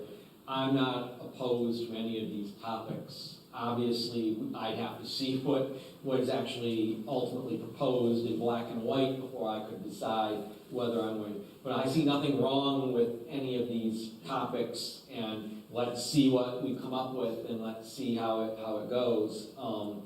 In terms of the timing, I understand some of them further down the list might be considered more important, but obviously I think we also all agree you can't say, we want 7 text amendments, we want them by November. And so some of these I think do need to be informed by the comprehensive land use plan update when that is produced. And also, because they're more significant, they require more research in order to get them right. So I'm fine with the topics, and I'm fine with the timeline. Thank you, Jim. Any other questions? It sounded like you might need a little more guidance on the apartment issue still yet, right? Well, so the question for me is, certainly if you all have some guidance you'd like us to consider, the other thing is we have active long-range plans underway, right? So we've heard from the community. As staff, we know that our consultant is working to put together a draft, so we, in fairness, haven't seen a draft or even analyzed that with our technical committee of other departments to see whether or not the vision that's been put forward by the consultants is implementable. So we're still doing that level of analysis on the review side of the long-range plans as it relates to what types of land uses can be supported, not only by what we've heard from the community, but also the infrastructure in the ground as it stands today, as well as any infrastructure upgrades that might be warranted or desired if certain land uses are envisioned in certain places. So we have some more data to analyze, and we want to make sure that, for instance, if we continue to concentrate apartments on Wilkinson Boulevard corridor, we want to make sure that our infrastructure on the Wilkinson Boulevard corridor can handle that level of density.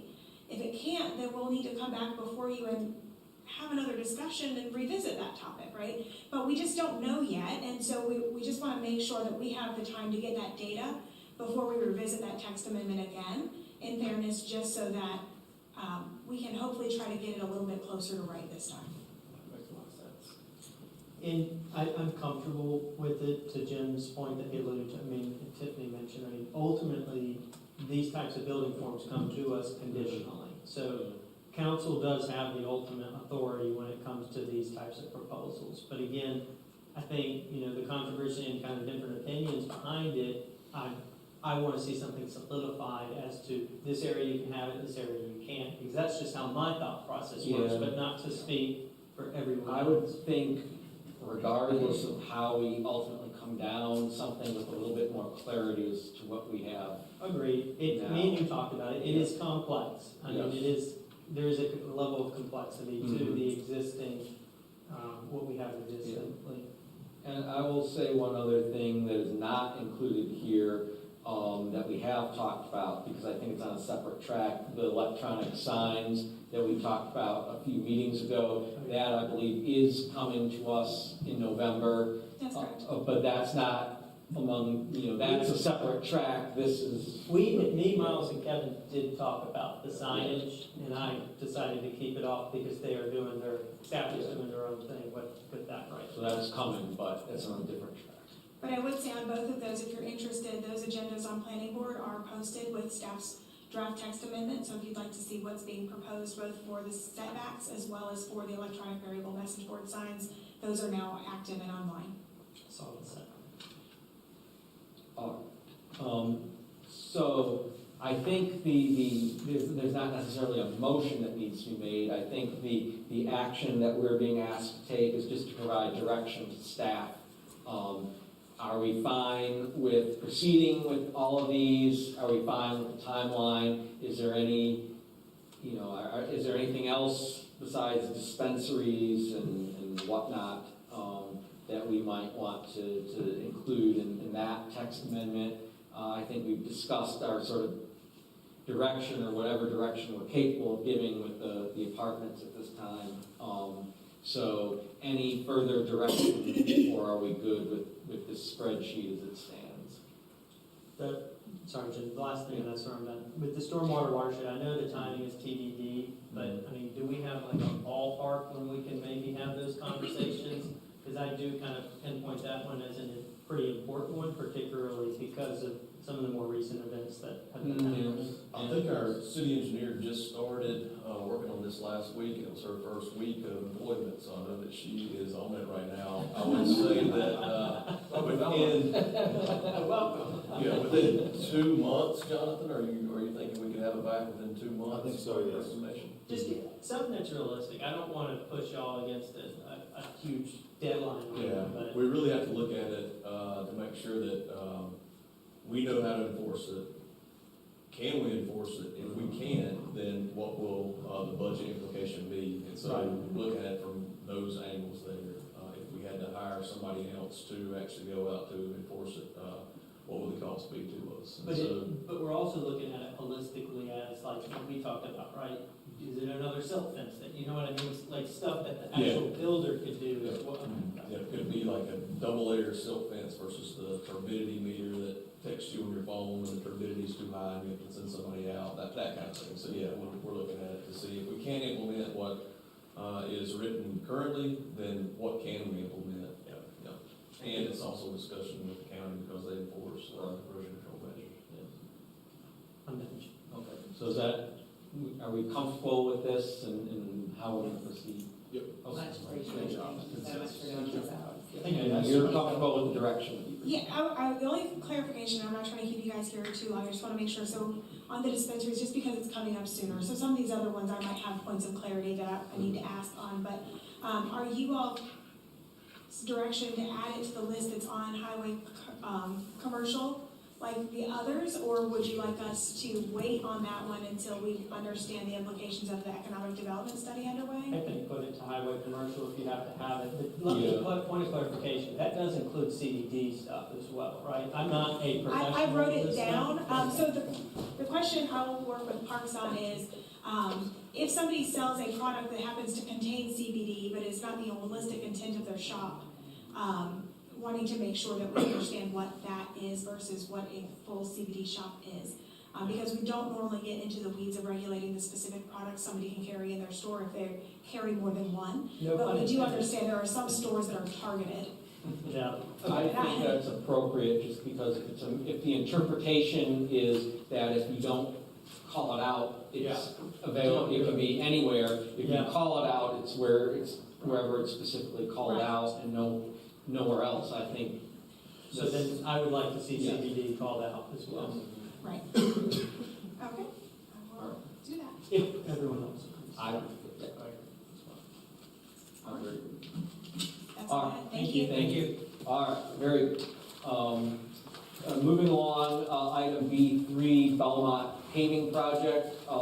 We have Jake from Public Works. Thank you again, Jim. I was hoping you were gonna say my last name. I was hoping I was too. I knew how to pronounce it. Thank you Maybe, for having me, council. yes, how do you, Camber Road Blue.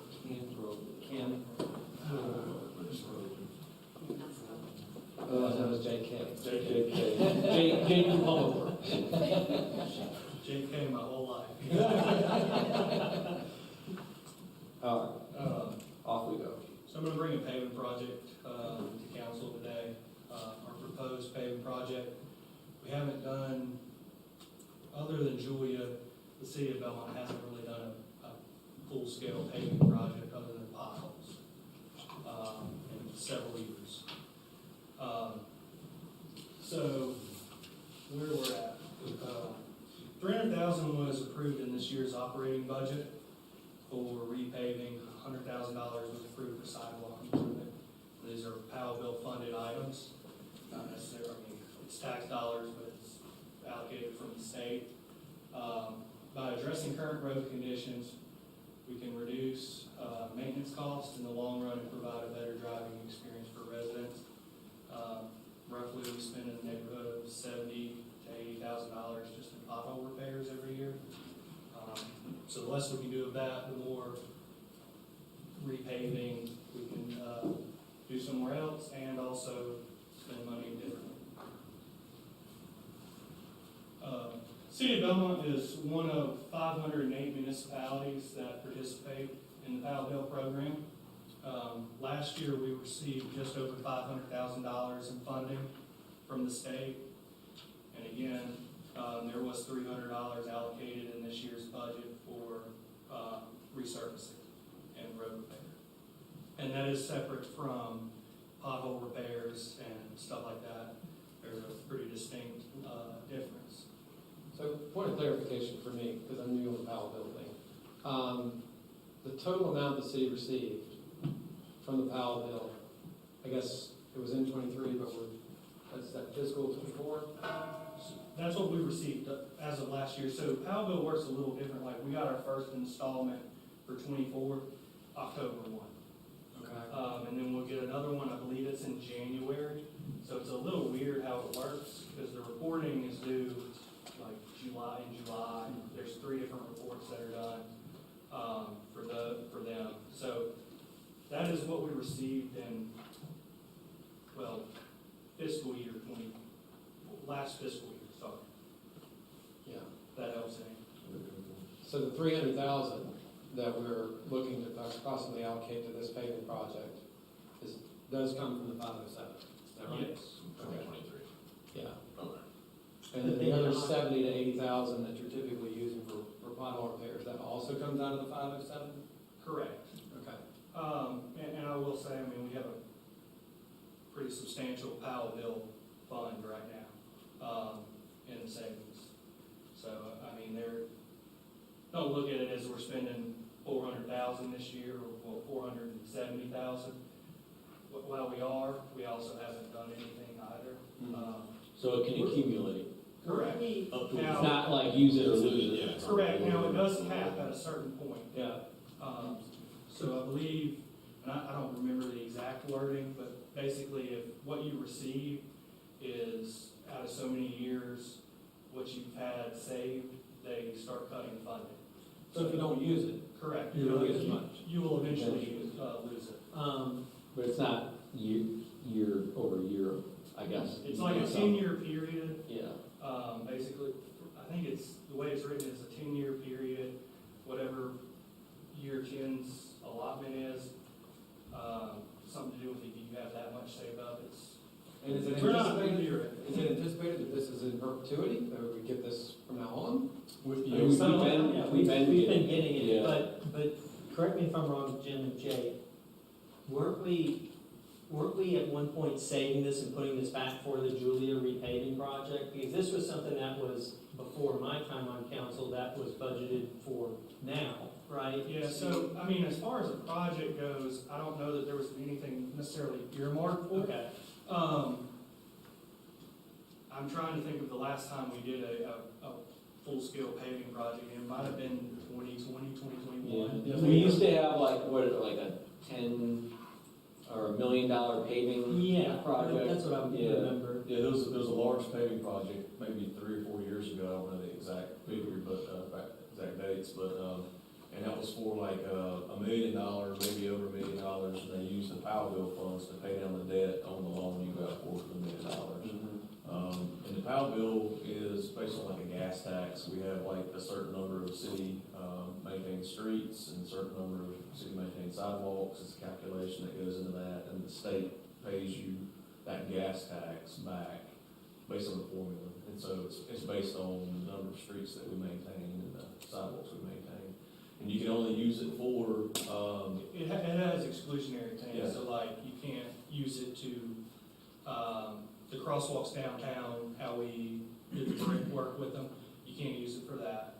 you can't use water, sewer, you can't. Yeah, I mean, water, sewer it's got certain exclusions to it, so, you can use it on equipment that is used specifically for city-maintained streets. I mean, it's very, there's a list of what you can and can't. Snow and ice removal, you can like buy a street sweeper with it to maintain like stormwater. And what we had done with this $1 million paving project, and there was another one before my time, and Jake, I think, will talk a little bit about, like, there's like, you grade, there's a grade for, and I don't mean grade like slope, I mean, Yeah. like, a score. Yeah.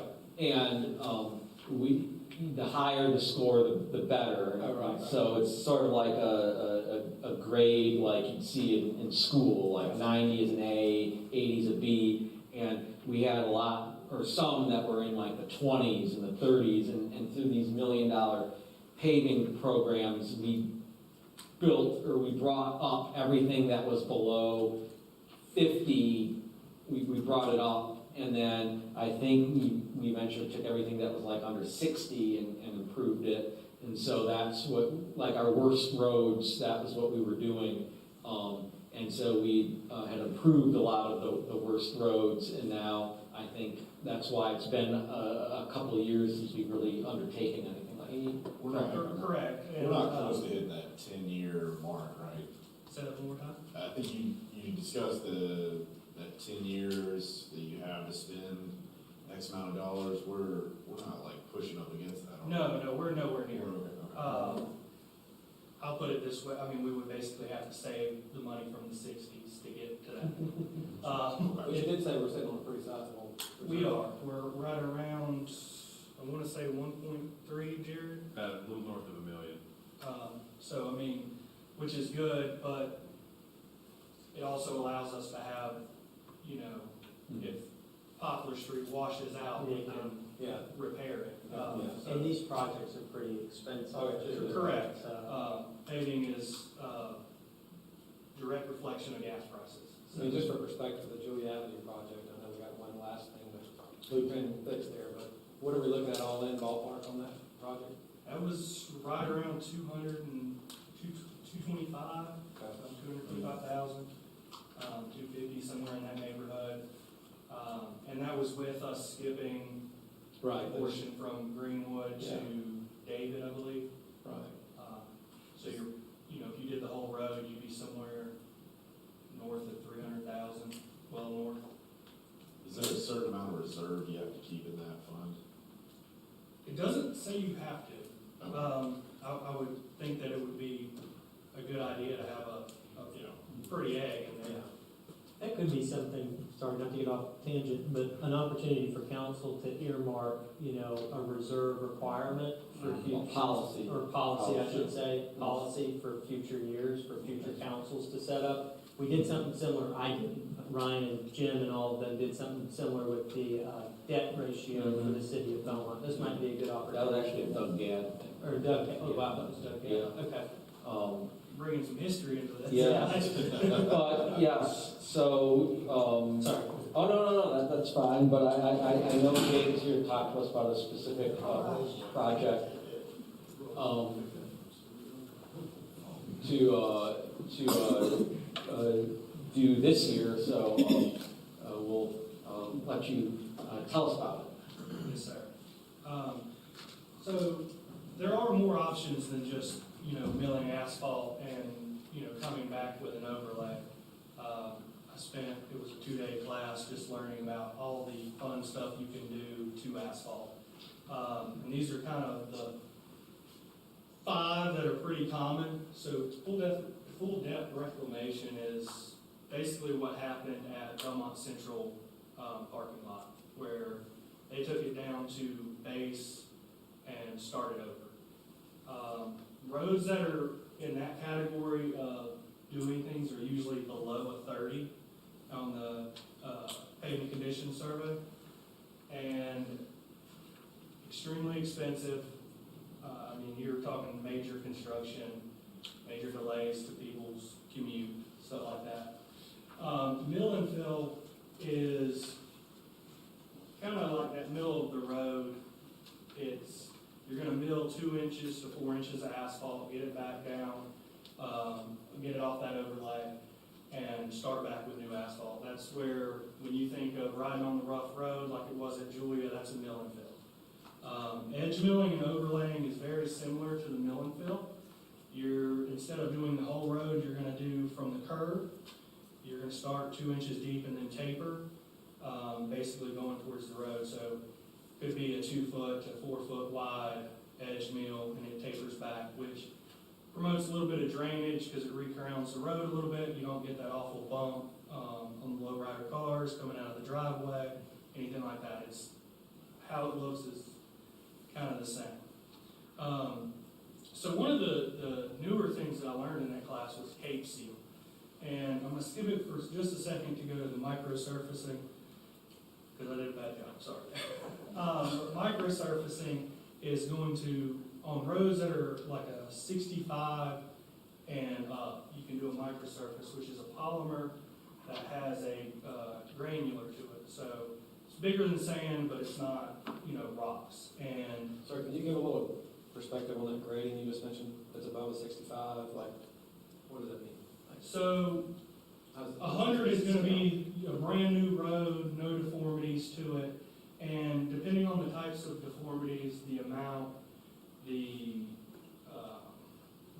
area that it's going to cover lengthwise across the road is going to bring scores down. Okay. So, like if you could imagine like a 0 is a gravel road with potholes. Okay. So while it's a very large scale, it's narrowed down to about 5 different real grades. If that makes sense. Yep.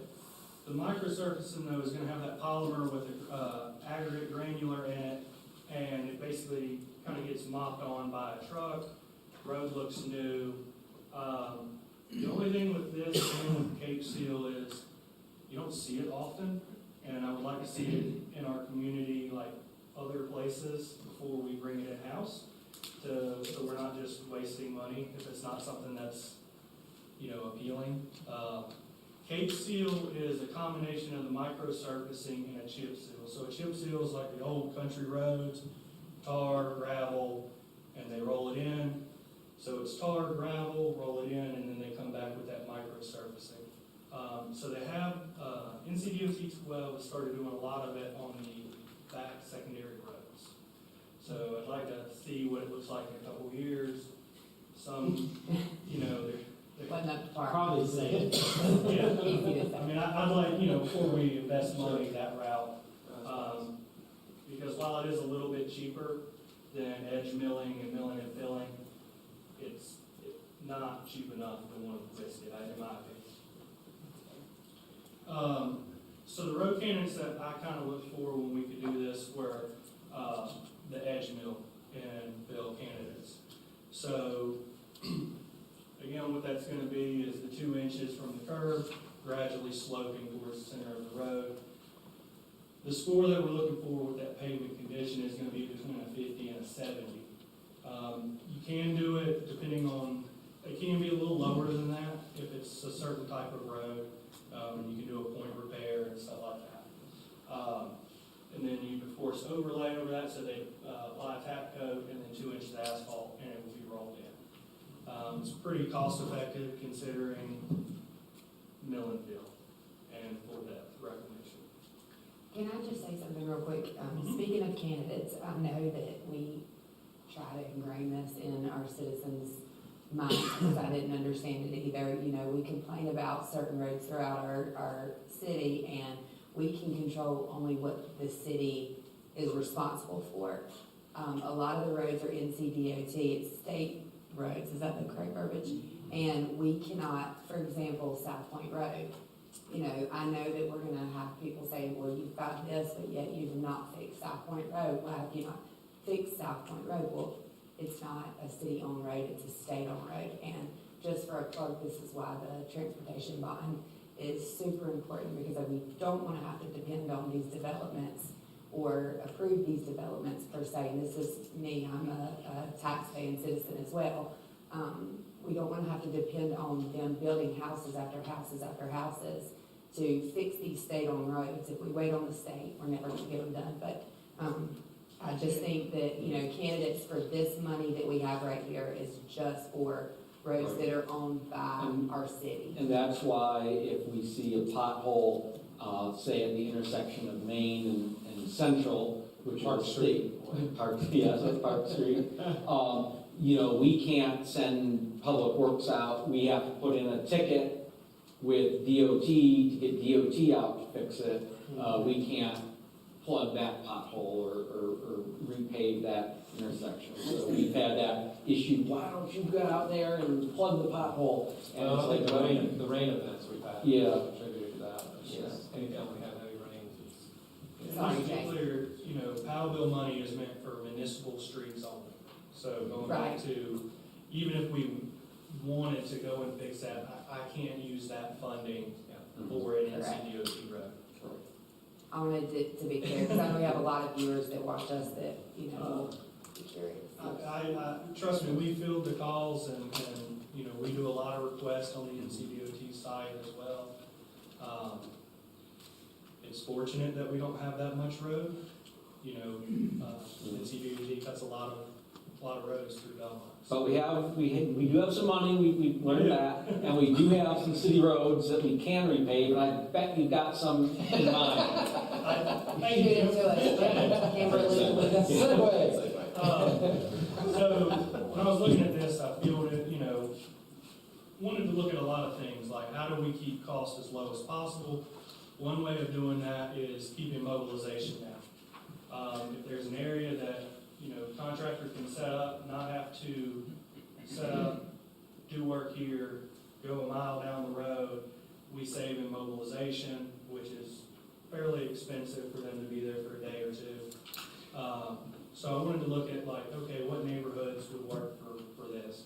And, Greystone had reached out several times for some pothole issues, and it was a great candidate. So in '22, we did a pavement condition survey, and the neighborhood as a whole ranked at 49.65, which is poor, very poor. And last year, we spent quite a bit of time doing pothole repairs, fixing a lot of the things that made it worse than it was. So I would estimate now, and I don't have the fancy gadgets that they do, but I would say it's somewhere in the neighborhood of a high 50 to mid-50s, which would make it, again, a great candidate to do the edge mill and overlay. So this is what the actual PCS map looks like. The whole city, any municipal road looks just like that. And I know it's probably pretty hard to read, but very good would be 91 to 100. We have 10 miles of road that is in that condition. Good, 81 to 90. We have just over 19. Fair, are just over 12 and a half. And then poor, we have 17 miles of poor and 2.3 miles of very poor. And I will say very poor, a lot of that can be addressed with pothole repair. So if they went through and they hit the pothole that tore the front end out, it got a really bad score. So a lot of those were able to be fixed in-house. But again, we have 17 miles of poor road, and that's really where we try to focus our attention to. And again, so the work would be completed in Greystone, 2-foot edge mill, 2 inches of asphalt top course, and then right here behind the island, they've got a pretty bad sunken area. The picture doesn't do it great justice, but that would all be corrected if we chose to do this project as well.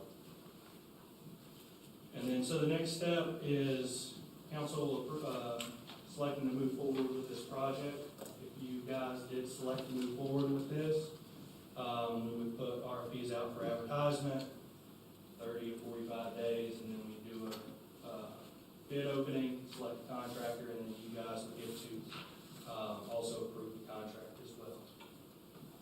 Yes, sir. So you're not saying that the 300,000 that you're looking to use this year for the repaving and 100,000 for sidewalks is just for the Greystone project? That's what you want to allocate, and then, The 300,000. so it would take roughly I 300,000? believe we would be somewhere in that neighborhood, or somewhere below that. Is that the entire neighborhood? That would be the entire neighborhood. So any neighborhood with cul-de-sacs, so wear out spot, the worst spot. The whole neighborhood is cul-de-sacs. Basically Greystone Estates Drive, Yeah. and 3, 4 cul-de-sacs. And the sidewalk improvements would be A separate. there as well, inside the? So they have no sidewalks in there, luckily. But that would be a different project. Okay. Just a personal plug. Because you guys spend a fair amount of time in our neighborhood too, don't you? Mainly in the one stretch from South Point Road to the first intersection. Yes. That just seems to be where every time we get a huge rain event, it's the same pothole location every time. And so we've actually talked with our contractor, and just recently he was able to, or he purchased, basically like a 4-foot mill that goes on the front of the skid steer. And it's something we're hoping to have done in the summertime, this coming year. Because it's really, it's not the whole It's neighborhood. just, it's just that one front stretch. section Yeah. right there. Right at the stop island sign. to the stop sign. I mean, Yeah, it that's a- flattens my tire all the time. That's a good segue for a question I have. So potholes, I've noticed they keep happening in the same spots due to water erosion, I'm assuming. I mean, it can be poor base, so I'll throw this, because I know this is probably gonna get asked, like Julia, the pothole where the valve box is. It's, there's some base issues, so, it's not just as simple as taking the asphalt out and putting new asphalt in. Well, that's what I was getting at, is this edge milling, does it have a tendency to eliminate? So say we have a pothole that's always in this one spot in the road all the time, and we're constantly having to fill it, does doing this edge milling, eliminate that? Generally, yes, so, and a lot of the work we've done previous to, or, last year, where we came in and cut sections out, went down 6 inches, brought it up with gravel and stuff like that, that improves a lot of that, so you don't have those same areas keep going. Even Julia, there were areas where, once they milled it, they came in, did another 2 to 4 inches in certain areas that we felt like were gonna be problems that, had certain dips and, like this has always been an issue, hey, let's go a little wider with the road right here, because people like to take it wide right here and it starts crumbling the road. So that's things that, once that first layer is off, you can see a lot of it. Now with just a straight overlay and no mill, what you would do there is basically square cut it and, take that out and try to get better base. Yeah, if they're out evaluating a road, like for Greystone, for example, and they know that there's an area that has like poor soils and there's always like potholes, they'll go in, like saw cut that area out, remove it all the way down, backfill it, put a full depth patch in it, so they just won't go in and like just mill it over the top and then assume it's gonna work, they'll take it down to the base and like build that section back up. If you Band-Aid it, it will come back. Yeah. You've gotta do it right or it's gonna come back. And for your point, Mr. Rumfeld, on like sections of road that are like in poor condition, we do have that pavement condition survey, and it's got the pavement condition index in there, so if there are like poor roads out there that people are complaining about, we can always go and look at our, engineer report and say, hey, that area is a 60. So if you get requests that come in like all the time, hey, we want our road paved, well, we can see what the actual score is for that area versus like another area that may rank lower.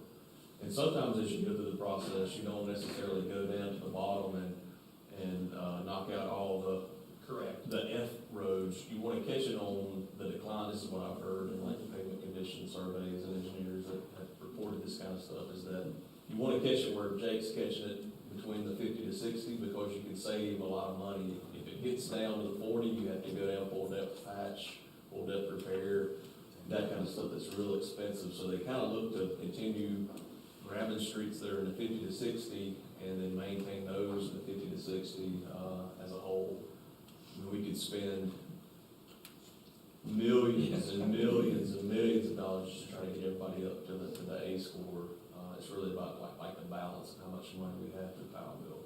So you're saying you can grade certain sections of roads and not necessarily have to grade the whole road, like in our case, it's just that first. So the way that the survey is done, so it'll say, with the Bellmead Circle, it'll say from South Point to whatever that intersection is, and it will give just that section. And then, so, And we've like, done each that. one of those like anytime there's an intersection, Mhm. it'll score, whether it's 50 foot Yeah. or 1,000, it'll score each section. So, and it does it coming in and going. Yeah. We've done that, like I know, like maybe we did Todd Street between these two cross streets, but not Todd Street as a whole in the past. Yeah. So the action that you're asking of us is to approve moving forward with the RFP process for Greystone Estates to do as you suggested. Correct. And then to come back with, once the RFP is completed and we do an opening, come back for council's approval on the contract. Do we need a motion for that, Parks? Yes. All right. Is there- I'd like to make a motion to move forward with the RFP process. Motion made by Alex, seconded by Charlie. All those in favor? Any opposed? Unanimously passes. Thank you, Jake. Jim, just one thing, Yes. I'm not trying to open it for a discussion, but it might be good to get back from staff if council's okay with this. I'd like to know the status of where we are with the designation and ownership of the South Fork Parkway. Because if we're talking about funding, 300K for just this short little area, last I recall, NCDOT was still giving us kind of some challenges with who's going to own the South Fork Parkway. And that's something we need to start budgeting for now, if that's going to be the city's maintenance. So I'd like to get us a firm answer on who is going to have ownership of the South Fork Parkway. And that's through Del Webb area. Right. That's all I have. If I could ask Jake one more quick question. Sure, It's not sure. regarding paving, but it is under your purview of years and Jonathan's, and it concerns a lot of citizens that asked about it during this last rain event. But Clan Allen Bridge, I don't know if you know this or not, I don't know if we can get an answer, but apparently it was holding a lot of standing water during this last, I don't know if you'd call it a 10-year rain event, 20 or whatever it was. I think at some point. Right. But apparently to the point that it was really concerning a lot of citizens, and it was a big hazard. And it was mentioned, or the question was put to some of us about, is there any sort of drainage on that bridge? Do you guys know that, or maybe Chief David? I don't know. I mean, in general, most bridges have drains. Yeah. Now, that one in particular, I couldn't speak to it. So that's me on it, but I haven't, it doesn't look to have drains along the curbs there, it doesn't look to have any drains. Generally, like the ones on 85, it's like every 3 foot, Right. there's like a 2 or 3 inch pipe that Right. drains. But again, I'm not really sure. I think that's something we ought to have represented for this.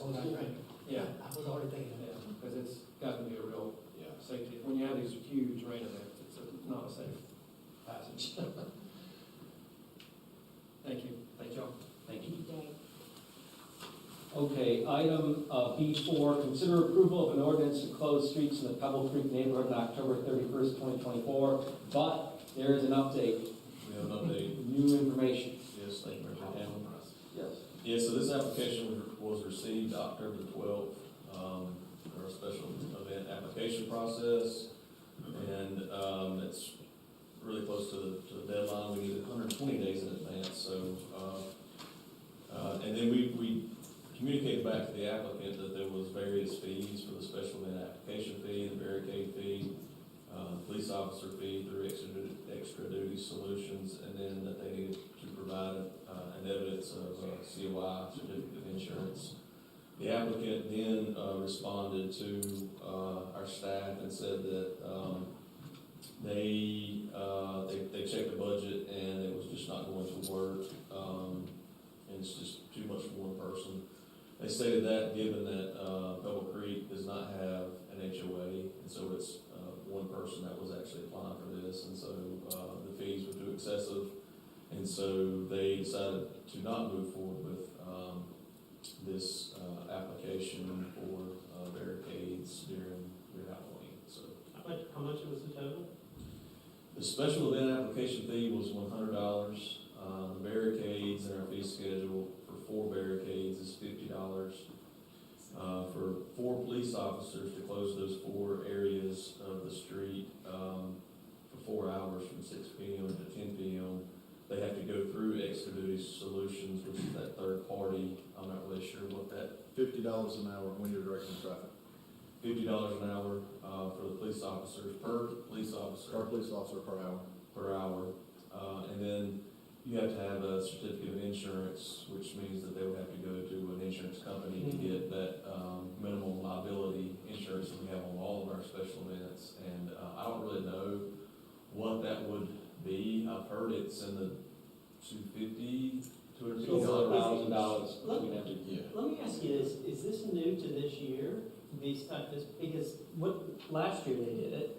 They did it, the fees were paid for by the Mayor Seelinger, I believe, at that time. But for the insurance, they were. I'm not sure. That's like $50, it's not, $75. It's not. Yeah, I mean, I remember Mark comped it, but I didn't recall all those different fees and stuff. Yeah, those are all the fees that are associated with street closures on our fee schedule. So we tell all the applicants that that's what it was. And they did apply last year to one individual, like Mayor Pro Tem said, but somebody else covered that fee for that person. Let me ask you this, and I know, Jim, you're kind of looking at me with the timing stuff, but it's a large crowd that's going to be out there every year.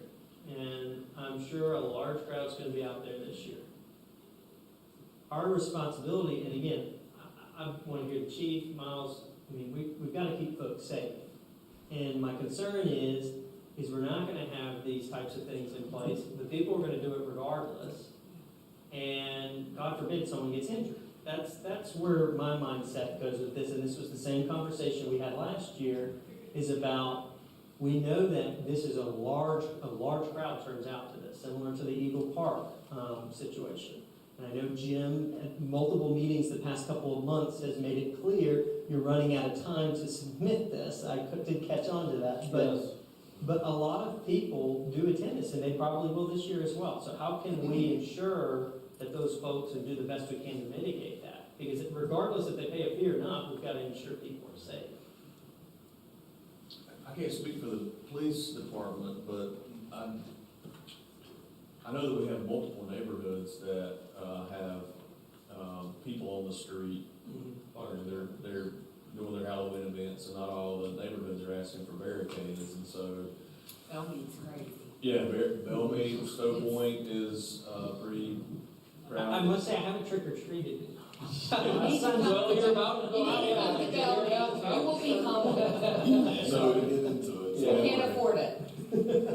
Crazy. So we talked about, should we set barricades up? We can't set barricades up and not have our police department there. That's a requirement, that if the street's blocked, then you need a police officer there. So we don't want to overextend ourselves offering barricades to every single community that's having a Halloween. No, I agree. Pandora box. Yeah. But I just know this one is a very large one, I mean, from what I understand. But Chief Falls, you are authorized to speak for the Belmont Police Department. Thank you, Jim. Yes. What I'd like to say is there are a lot of neighborhoods besides these. These are the ones who, historically, Eagle Park hadn't, but until recent years, North Belmont has been going on for about 14 years. The process for everything as far as the application process is something I think that we put in place last year. The North Belmont also has been, in the process of the application, even the resolutions, even prior to 2022, have been mentioned in the resolution for off-duty police officers. What I'll say is there are a lot of people in Belmont who trick-or-treat all these other neighborhoods. These are the only neighborhoods where they go through the event process because of the barricades and stuff. So a lot of times in those neighborhoods, they like to get in the streets and stuff, and then that's a lot of times for the closures. But try to put this. Let's see. I'm bringing in 4 extra police officers, and I'm also requesting 4 deputies from the sheriff's office to have extra people here, as well as our administrators. A lot of them will be in as well to cover a lot of the other neighborhoods, because there are a lot of trick-or-treaters out throughout the entire city. These are the ones who just went through the event process, application process. And so that's all I really have. I mean, we brought in extra security for everyone to have a good trick-or-treat event and make it as safe as we can. And so if y'all have any questions about any of that, let me know. I mean, at some point, parents have to assume responsibility for the safety of their kids, especially on Halloween, but. I would just like to mention to the public to please make sure you're driving really slow, because it's even hard for us to get through a lot of the neighborhoods. So just drive slow, pay really close attention, and people wear reflective clothes. I know everybody likes to dress up for Halloween, but please, someone in the group have reflective clothing on so that people can see you in the neighborhoods. All right, thank you. Thank you. So parks, since the application has been withdrawn, as I understand it, then we don't need to do anything, it's just, okay. Very good. That leads us to the add-on B5, which is a call for a special meeting. I think this was the subject of an email this afternoon. It was also handed out to us. We need to do board interviews. We do them twice a year now, April and October. I think we only need to do Main Street / DBDA this go around.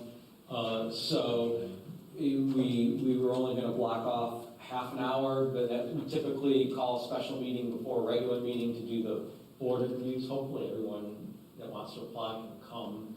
That makes it easier when we can do it all at once. The request is to call for a special city council meeting on Monday, November 4th, here in the community room at 5:30 p.m. to conduct advisory board interviews for the Main Street DBDA board. That's it. Need a motion? Yeah. Yes.